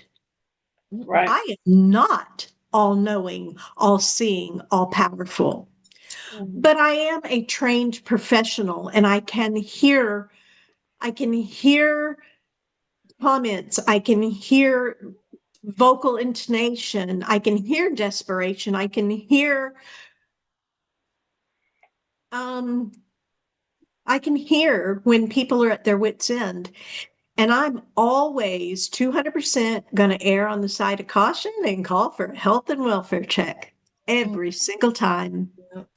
Um, and I will not apologize for it because I care enough. I've always cared enough to put their angst or anger with me to the back and let their safety be the first thing on the agenda. And have I gotten it wrong sometimes? Yes, there were people just, shooting the bull because they could, jerking my chain. I had a guy, let me tell you, I had a guy when I was working emergency services in a local mental health facility in Bay County, Florida, a guy that would call 2, 3 times a week, and he knew that I worked 3 to 11. He knew that. Mm. And he just loved to jerk my chain. And he'd call and you'd hear this metallic click, and it was quarters, but he said it was bullets. Mm-hmm. Mm. He said it was bullets, y'all. You know, I'm going to err on the side of caution because I want you alive. Yeah. And the county sheriff where I live got a little irritated with me because I would call them and say, I need you to go to XYZ and do a welfare check. He's sitting there with quarters, Myra, and, and I'd be like, okay, this time he had quarters. Yeah, this time. One day But if he had, somebody is constantly calling and even talking about it, they're thinking about it. I am not ever going to not err on the side of caution and not Yeah. apologize for it. Yeah. Um, I've said on this podcast that if you ever say on this podcast that you're going to harm yourself or you're thinking about harming yourself, I literally can track you down in America. I'm not sure how well I do for our friends that are in Australia or in Scotland or elsewhere, but in Mm. America, I know I have the resources to track you down, and I'm going to ensure that you're safe. Not on my watch, puppy, Yeah. if I can have anything to do with it. But you know Mhm. what? If the worst happens and it happens on my watch, I sleep very well knowing that I did You everything did I everything you could. could. Yep. You tried. Yeah, for sure. You tried. And I think that, in Janice's case where she's asking about this, I personally feel like, and again, this is not me giving professional advice for sure, but if it were me, if I were in that situation, here's what I would do. Is I would first have a conversation with this person. I would tell them, like Myra said, your stress is stressing me out, and I'm worried. I'm worried that, something's going to happen. And then I would give them the couple of days to calm down, to kind of, absorb the information, to process it, things like that. And then I'd reach out and I'd try to have another conversation with them, maybe offer to go with them to get the help, maybe offer to make the calls for them, if it really comes down to it. If they don't take my calls or they're still angry with me after a couple of days, now I'm going to do a welfare check Yeah. because sometimes, not always, but sometimes I have heard, and please correct me if I'm wrong, but sometimes pointing it out to someone can aggravate things even further. And so, this person doesn't, they can replay it in their brain and they can twist it around in their brain differently than this person loves me and is trying to help me. It can be replayed differently, and it can make things acerbated or worse. And That's obviously, we don't them. want that. That's not you. You For can't own sure, for that. sure. You cannot ever own it. I mean, I was a suicide prevention coordinator for veterans for 9 years. I lived, breathed, ate, sleep, suicide prevention. I mean, we'd go camping and I'd hand out uh, to motorcyclists motorcycle kickstands that had the 1-800-273-8255 press one if you're a veteran number on it. I mean, and still to this day, it is a passion for me to For this sure. day. But you have to accept your limits. Yeah. Otherwise, it will eat you alive.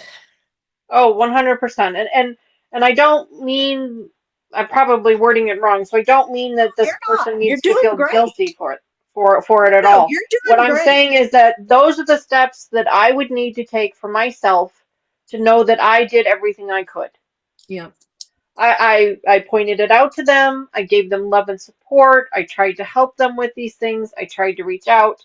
Those are the things that I tried to do, but the rest was on them. Like you said, you can lead a horse to water, but you can't make it drink. No. So let's get real concrete with an example here. You live near a set of railroad tracks, and at 5:30 every day, the railroad goes by. The train goes by every day at 5:30 at your intersection, and you Mhm, know this. mhm, And your friend at 5:15 goes up to the railroad tracks with the intent to step in front of that train. mhm, You say, please come back. Don't do this. You physically maybe try to grab them. mhm, But you know what? They have the right to self-determination, mhm. and that is on them, not you. Now, is it easy living with yourself when someone takes No. their own life? No, it's not. And I've had it happen professionally, and it breaks my heart. I've had it happen personally, and it breaks my heart. Mhm, But when the personal situation was someone who had an addictive personality and an addiction issue mhm, and cried wolf a lot, mhm, and one time took an overdose and went into the woods, and we couldn't find them in time, mhm, and they passed. And it was horrific, and it hurt, and it still hurts to this day, but we did everything we could do. Right, right. They had a right to self-determination. Mhm, mhm. Yeah, So I think in this society, all that we can do is talk to them. And sometimes you have to be very blunt about it. As Myra has said before, she's said before, she's very blunt. She just straight out asks, are you thinking about hurting yourself? And they can say no, and that's great, and that's fine. And maybe you believe them and maybe you don't. If you don't believe them, now it's time to call that number. Yeah. Yeah. good, Danny. Dear Lord, Mhm. y'all. Yeah. Whoop, whoop, Thank you. whoop, whoop. Sorry. That's all right. Thank you. I always worry when we try to give people advice because I don't want to give anybody advice because I'm not an expert at anything, hence the name of my channel. But at the same time, I also want to be supportive and encouraging to our watchers and our viewers because not everyone that's watching is needs the help.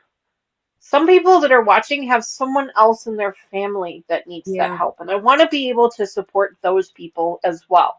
I want to be able to give them guidance on how maybe they can approach it. Maybe give them the courage to approach it because Lord, it takes a lot of courage. It does, especially depending upon who that person is and how close you are to them and and what level of mental health state that they're in because your own guilt and your own anxiety are going to play a part in that.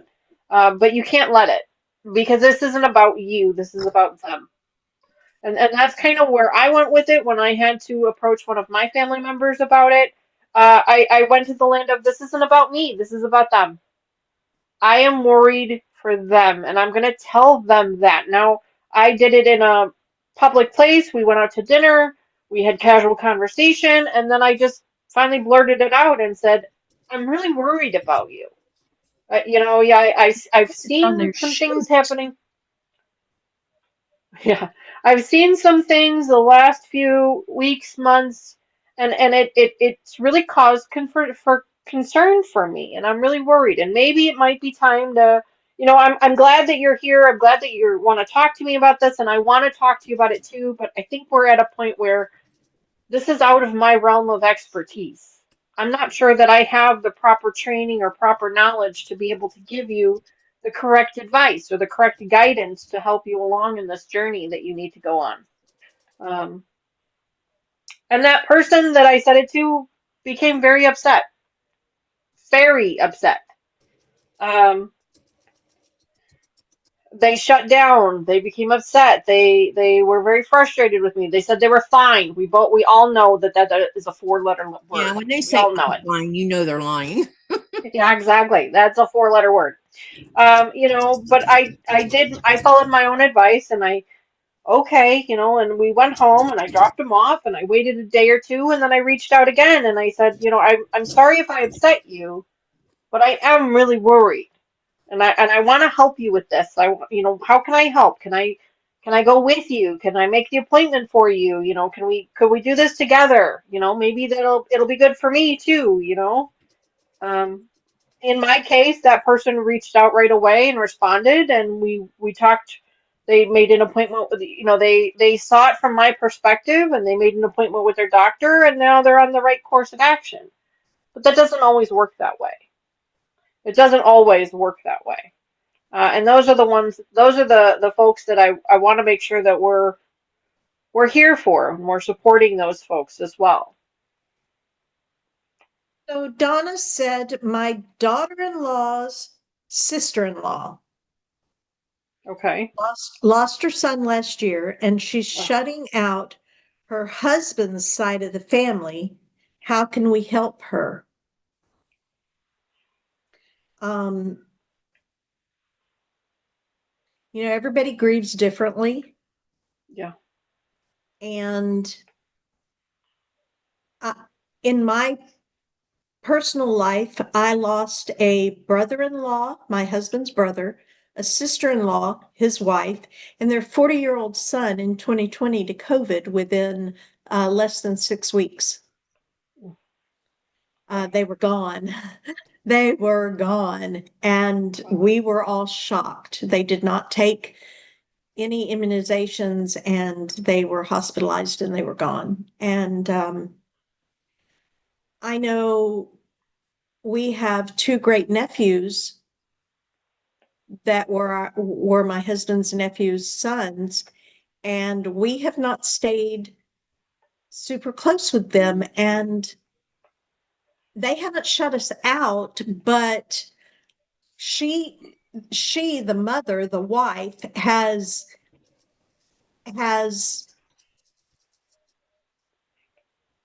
um pulled into her dad and her stepmom and her sister and her aunt rather than her sister-in-law and the great uncles, her uncle-in-laws. And you know we're there for her, but we have to allow her whatever grieving and whatever new normal she wants in her life. Yeah. And none of us live local with her like her dad and her stepmom do, and her aunt lives local as well. And so for the two remaining brothers of the grandfather of these two boys, they want to be there for their great nephews, but logistically, it's very hard. It's Hmm. very, very hard. And I mean, we went to the eldest grandnephew's graduation party, Oh, excellent. took gifts and made sure we showed up, Hmm. and because we were invited. Hmm. Um, we were not invited to graduation. That's okay.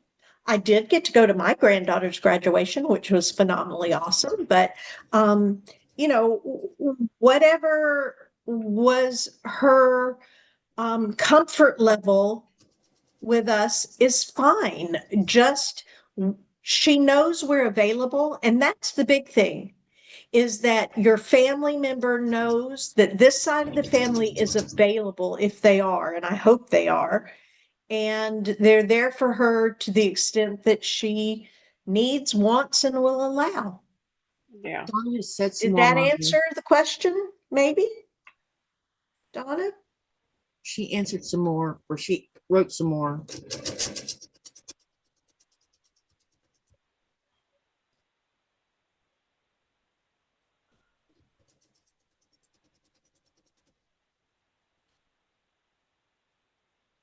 Does this sister-in-law have other children? Was that an only child?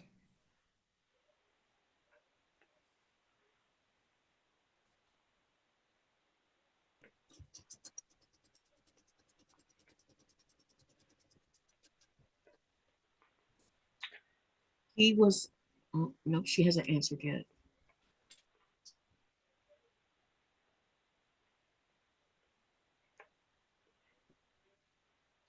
Sounds like it's not just shutting out.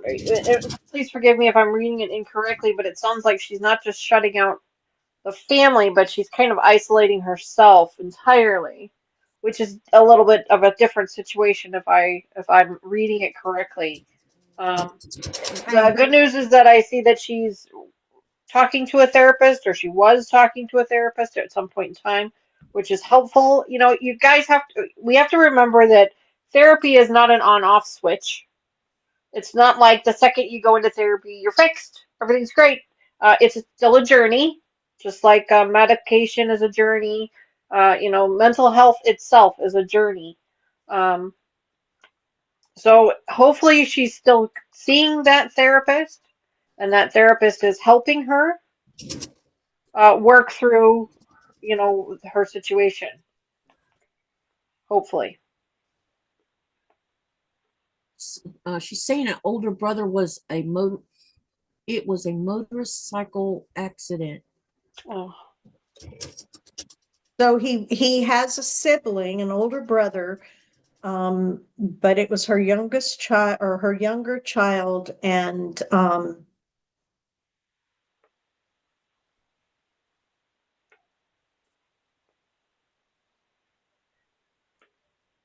parents shouldn't bury their kids. oh, I agree with you. I wholeheartedly agree with you, and I kind of feel like, in some ways, when a parent has to bury a child, all like grieving rules kind of go out the window.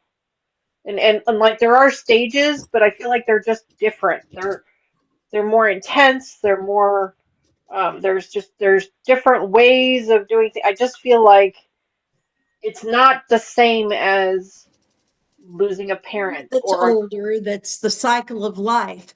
A right. child carries a piece of you and your Yeah. heart around with Yeah. them. That's my heart walking right there. Yeah. My children are Yeah. my heart walking. My grandchildren are my hearts walking even more heavily. Yeah.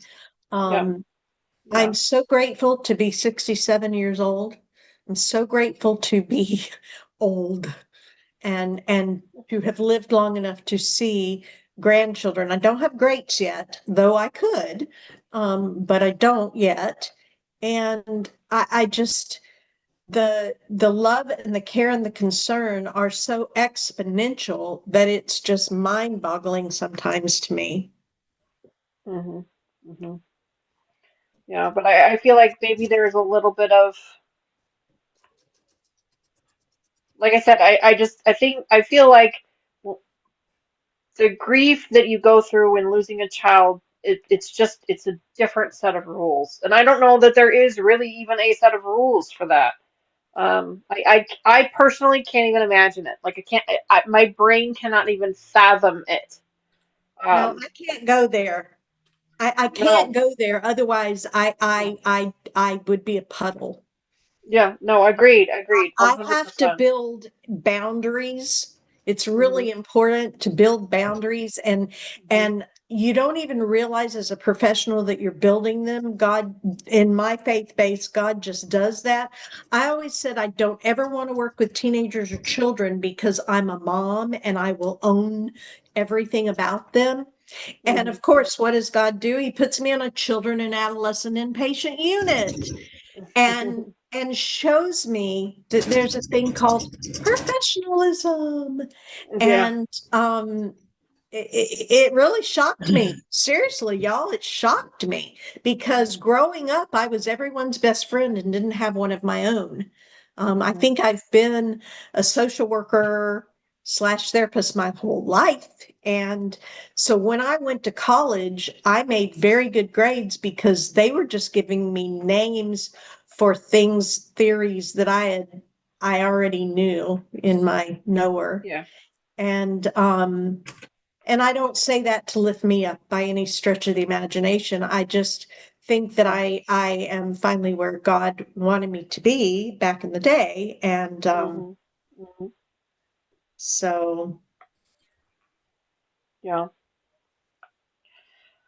I would say, Donna, if you're close with this person, maybe you talk to them, have a conversation with them. Maybe they're not even aware that they're isolating themselves. Talk with other members of their family. Maybe they can, talk to them if it's not a person that you're close with. Um, let me interject here. No, this is not pre-recorded. We are You're live. live. Live. at least right now we are. I feel alive. I'm alive. It is a recorded video. You will be able to watch the replay later if that's what you were trying to Yeah, ask. there is the replay later. Yeah. But right now it's live. Laura said her brother was 17 when he was killed in a motorcycle accident. Mm. And she encouraged them to join compassionate friends. It took them years to process their grief over the loss of their only son. And, there is no time frame for the There grieving is no time frame. process. Mm-mm. But Oh, Compassionate Friends is an awesome, wonderful group. Donna says she threw them out of her house. Mm. I'm sorry to hear that. That sounds like anger to me. It sounds like a lot of hurt to me. Yeah, Yeah, it does. lots of hurt. A lot of hurt. Um, Maybe you should just give her space for right now. is this something that happened to her recently, or is this something that's been years ago? Or again, not that there is a time frame, but if it's happened recently, then everything is still very, very much raw. Very raw. Yeah. If it's something that's happened, just a year ago, it could be the anniversary of things happening. It could be, any number of reasons. Any trigger date. Yeah. And Rita, you are too funny, you hot thing, you. Didn't you know she's living on the face of the sun? Close to it.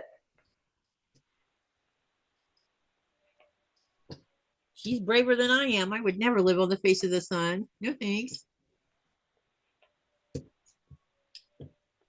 It's only been a year. Mm. She's still raw. Excuse me, She's y'all. still I very, need to very take raw. this call. I'm going to go on mute. Okay. Of course. She's still raw. Yeah, she's still very raw. And I'm sure there are triggers happening. The first year, especially from what I understand, can be the most difficult. I could tell you when the kids lost their dad, two of my kids stopped going to school because of it, because the kids would not stop asking them about him. And they came home one day and they said, Tom came home and says, I'm going to quit school. I have had enough. And I'm like, and Kristen says, I agree with my brother. And I'm like, what are y'all talking about? I'm Mom, sorry to hear that. we can't go to school without them asking about dad. I don't want to go to school. And so for the rest of fall semester, they did not go to school because they couldn't deal with kids asking them why their dad did what he did. Because everybody in Kids town can knew be about it. kids can be cruel, and they can also be unintentionally cruel. Yeah, they can be A insensitive, lot of I times they're call it. just sponges with curiosities, Yeah. trying to understand things, and other times they can just be cruel. And then I had, after about, I think 2 months of them missing school, I had police officers on my doorstep, which I knew what they were there for. We want to know why your kids are not going to school. I said, so are you here to arrest me to make more trauma to my kids? Well, we need to know what's going on. I said, well, if you had inquired with the school what was going on, you would understand why they're not going to school right now. Yeah. They're not going to school because the kids won't stop asking them about their dad. Yeah.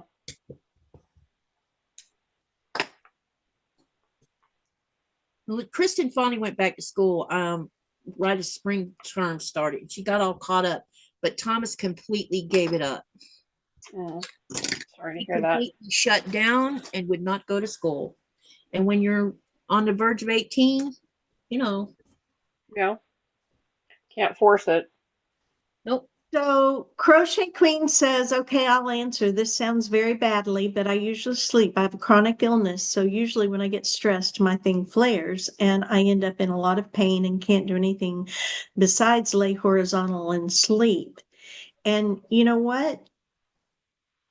That doesn't sound very bad. That sounds human. Hmm. That sounds um, like where you're at.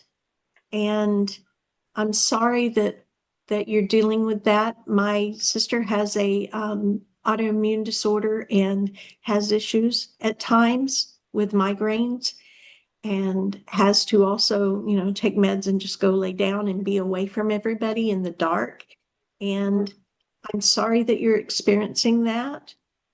That's not a bad thing. It just is what it is. We all have our own crosses to bear. And I'm so sorry that you're having to deal with this. Truly, I am. Yeah, we're very sorry for you. For sure, for sure. Andrea, I'll send Sissy the information. And let's see. Rita says, sometimes, especially in today's world, kids act how they want to act due to the aspects from social media. Peer pressure has always been hard. Yes. I agree. Why do we even I have peer pressure is what I want to know. I'm 67, y'all, and I'd like to say there's no such thing as peer pressure for me, but I'd be sitting here and I'd have a neon sign on my head saying, "Look ya, look ya, look ya." Yeah, I often wonder, why do we have peer pressure? Why is Because that we're a human thing? and we care what others think. And We're there's a innately societal competitive. Yeah. and there's a societal norm that we want to fit into, and it's just how we're made. Yeah, but And Hmm. peer that's pressure is not a usually a bad thing. negative. Peer pressure is usually a negative thing where people are bullying. Not No, peer necessarily. peer pressure has made me take a role in this ladies group that I'm in and have to memorize words and regurgitate it in session in yeah, no, that's a very positive thing. It's helping me mentally. So peer Peer pressure is pressure is not always simply, negative. the influence of the social people around you. Yes, don't get me wrong. Typically, peer pressure is associated with negative things, but it can actually be positive as well. I mean, look at someone who has an addiction and they do the, what do they call those? Um,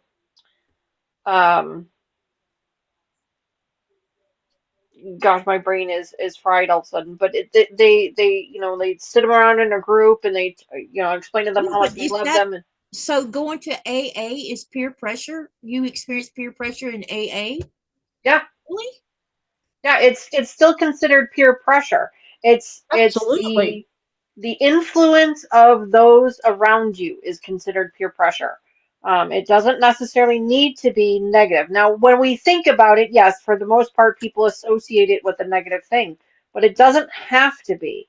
It's just it's a social thing of those around you influencing your decisions and your thinking process. Could be positive, could be negative. Hmm. Okay, the channel's about to fly by here. Hang on a minute. Um,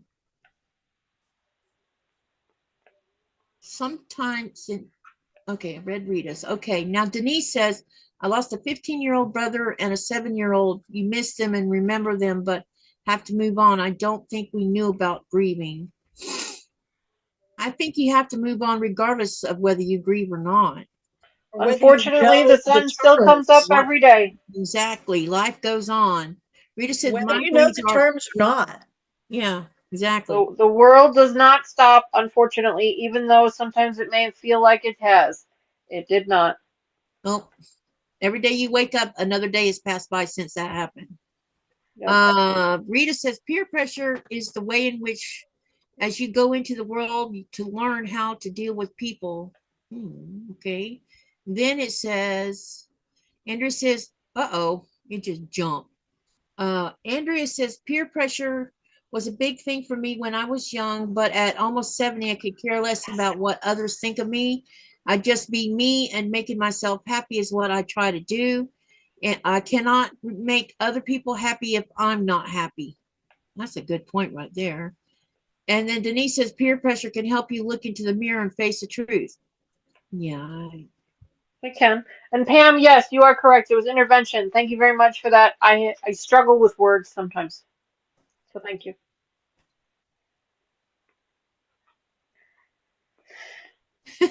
I remember saying that to my kids when they got into trouble for doing something. And then they try to say, well, so and so did it. And I would say, so if so and so did it, if they went and jumped off the cliff, does that mean you're going to jump off the cliff too? Well, for us, it's a That would bridge. be, We don't have no, cliffs in mom. Florida. Two wrongs do not make it right. Nope, it doesn't. I said, see, you don't get to use that excuse for doing it. We You did did because see you your answer wanted to the to. question. Huh? We Crochet Queen asked if we saw the answer to her question, and we did. We Yes, did. we did. It was discussed. Do not ever let anyone tell you to move on and get over it. We all grieve in our own way and on our own timeline. It is impossible to move through stages of grief on other people's timeline. Definitely. Well Oh, said. Well 100%. said. That is definitely true.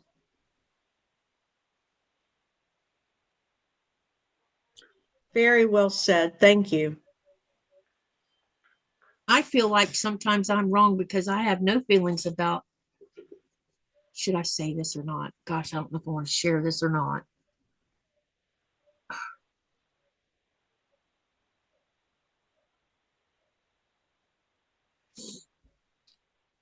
Don't anyone judge me for what I'm about to say.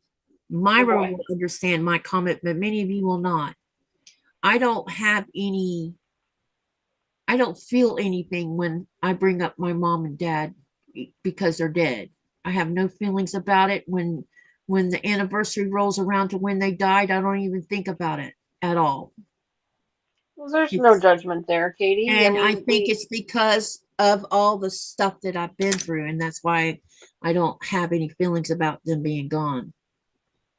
there's no judgment there. Because we didn't have a relationship, not like and I don't want to use normal either, regular You did family. not have a healthy relationship. No, we did not. And so when people, a lot of times I'll be honest here. There's a lot of times when I'm jealous, like when Myra talks about her relationship with her dad and her mom. I'm like, I wish I had that, but it's not Myra's fault that I didn't have that. No. I'm only human, and of course I'm gonna feel a little bit of jealousy of that. But I'm glad she had a happy life because not everybody has to live in misery, you know? Correct. Yeah, for sure. For sure. 2, 4. Sometimes I think there's something wrong with me because I have no feelings about it. Oh, no, no, no. Sometimes our brain allows us to compartmentalize things for our own health and safety. I agree with you on that. Is that going to last forever? I don't know. I don't think so. Yeah. Which is what I call job security. Even though I'm not working. Sorry. I told Joe I'm a reality therapist. But I really do believe that in my faith base, it's the Holy Spirit protecting you. But regardless, it's your body's way of protecting you from You know, what you we've can already handle done it. at how long, you know? I thought we did Mm-hmm. too, Katie. Your body's way of protecting you and keeping you healthy for what you can handle at what time.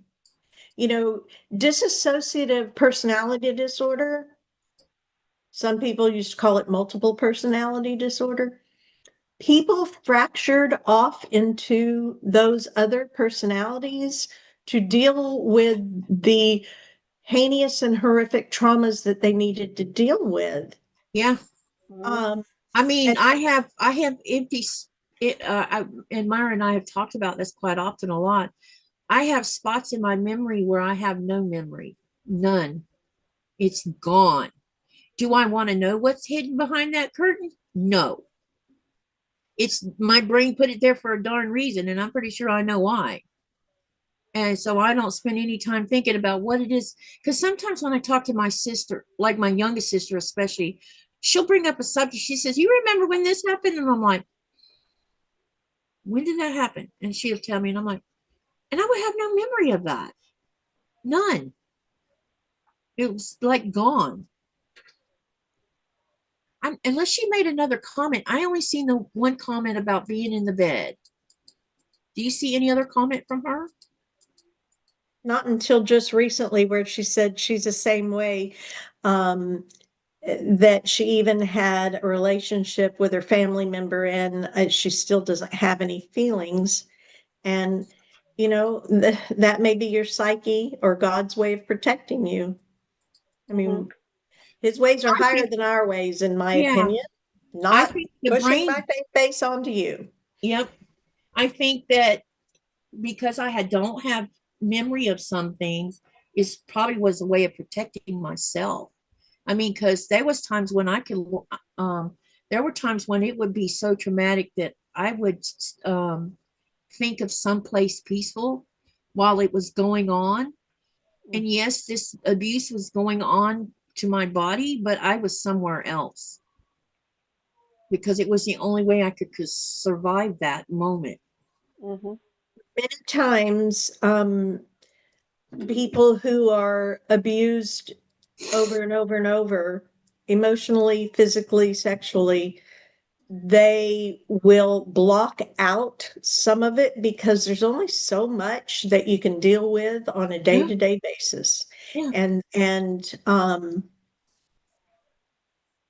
at some point you have to deal with your past and your history and your reality, but your body's going to help you stay as healthy as you can for as long as you can until the time is right. yeah. Sometimes I try to sit down and think about what what good things happened between me and my dad. What are those good things? It's really difficult to go far enough to figure out where there might have been a good thing between me and him. And there was one that I could think of. But I realized I could sit here and digress all I want to trying to find it and it never be there because maybe my brain blocked everything out, you know. So I don't do that anymore. Andrea says, I am the same way, Katie. It is not the specific memory, but the trauma that happened around that time.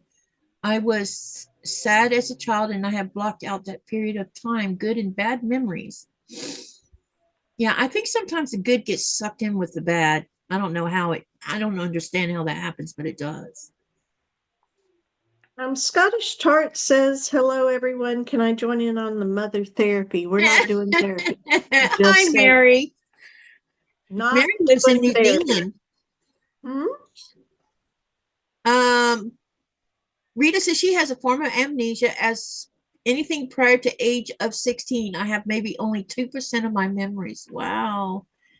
And Oh. Pam says, hi, Katie, me too. Missing years of my childhood. I had a therapist try hypnotist or hypnosis, Hypnosis. and even he said to not push too hard. Yeah. Exactly. I think the brain has a protection thing that kicks in, and when it kicks in, you might as well just leave it alone. It's there for a reason. because I feel like as a human being now, especially because I'm getting way up in age, I might say I'm a hot mess sometimes, but I'm not a drug addict. I'm not a drunk. I haven't hurt anyone in my life ever. That's something to say, be proud of.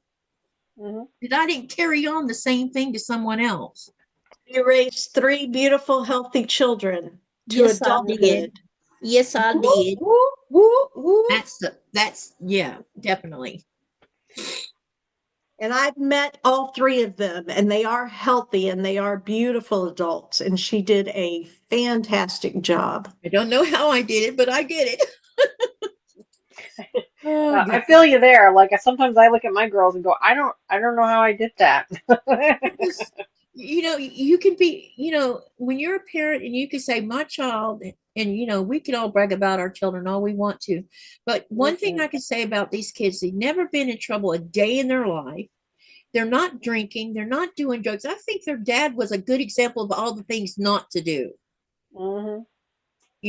Don't drink, don't do drugs, and don't put yourself in a mental whatever where you Mhm. don't want to live anymore. Yeah. And so that's a lot right there, because they're all three of them are functioning like human beings. The Right. adults.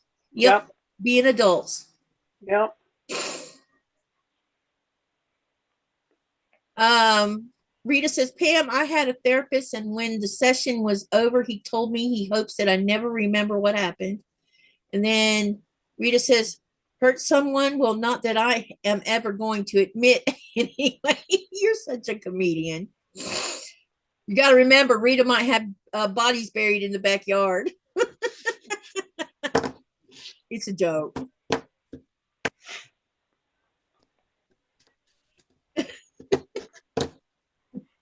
Someone had her saying, you need to prove that Baron's still alive. She did a video of proof of life. They were teasing about Baron. It was too funny. All right. Is anyone else? What time is it? I didn't see what time. Oh, let me see. 8 o'clock, Oh, we've been going almost. Wow. 2.5 hours. Yeah, we've done good. Does anyone want to share something or ask a question? Please put it on here so we can talk about it.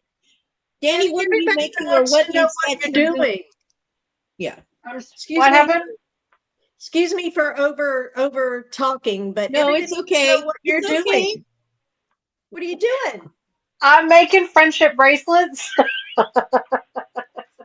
I had extra thread. I had extra floss from a couple of cross stitching projects. So I bought these for the kids when they were little, but they're friendship disc wheels.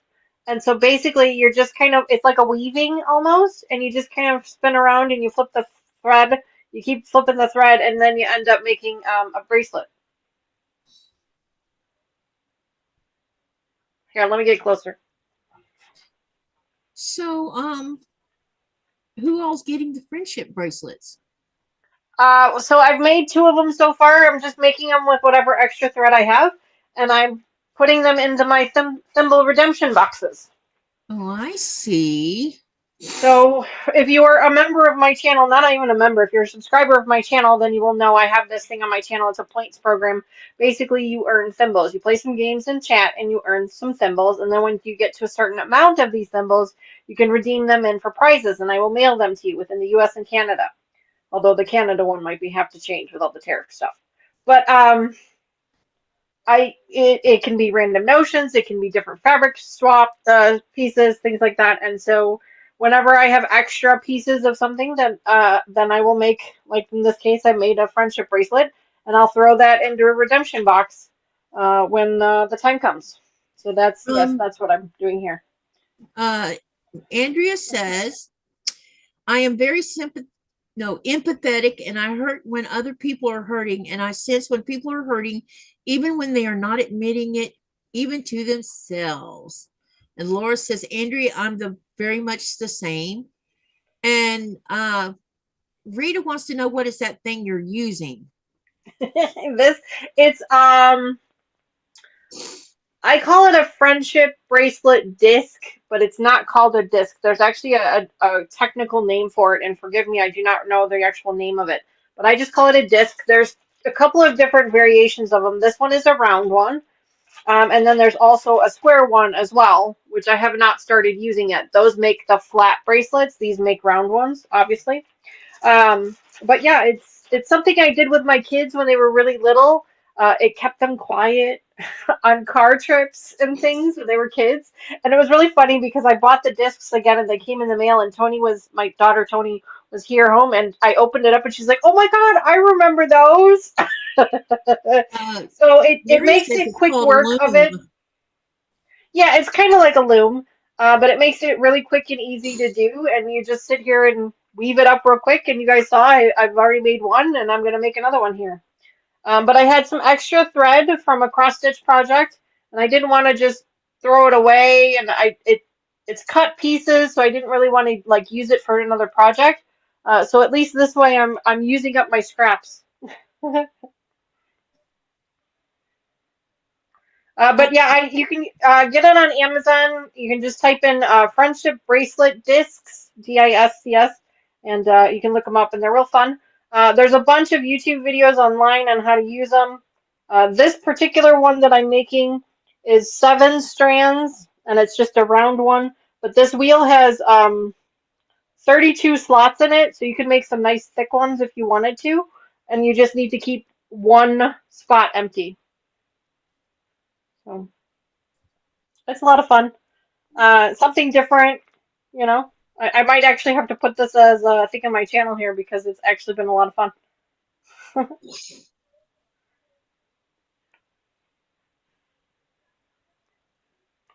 But so if you are a subscriber of my channel and you are a thimble redemption redeemer, you know, you might get one of these in your box.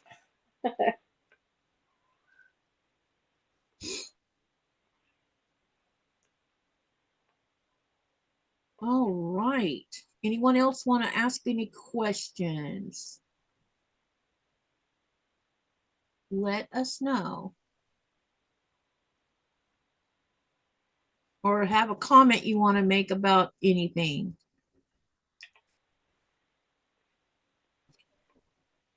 Andrea says her granddaughter gave her one of those discs and the thread to make the bracelets, but she's not used it yet.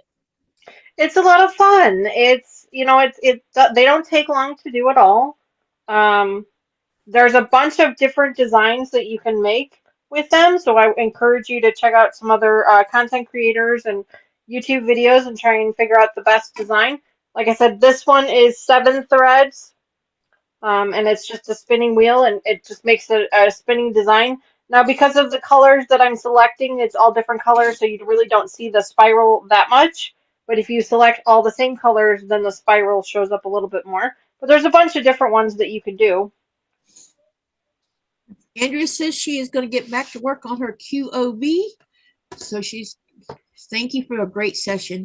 So no one else has any questions, I take, because I haven't seen any asked. So here's the deal. Where is my, I'll be right back. I have to get my planner so I can fill you in on when our next live will be. Yeah, and it turns out it's time for me to take meds, so.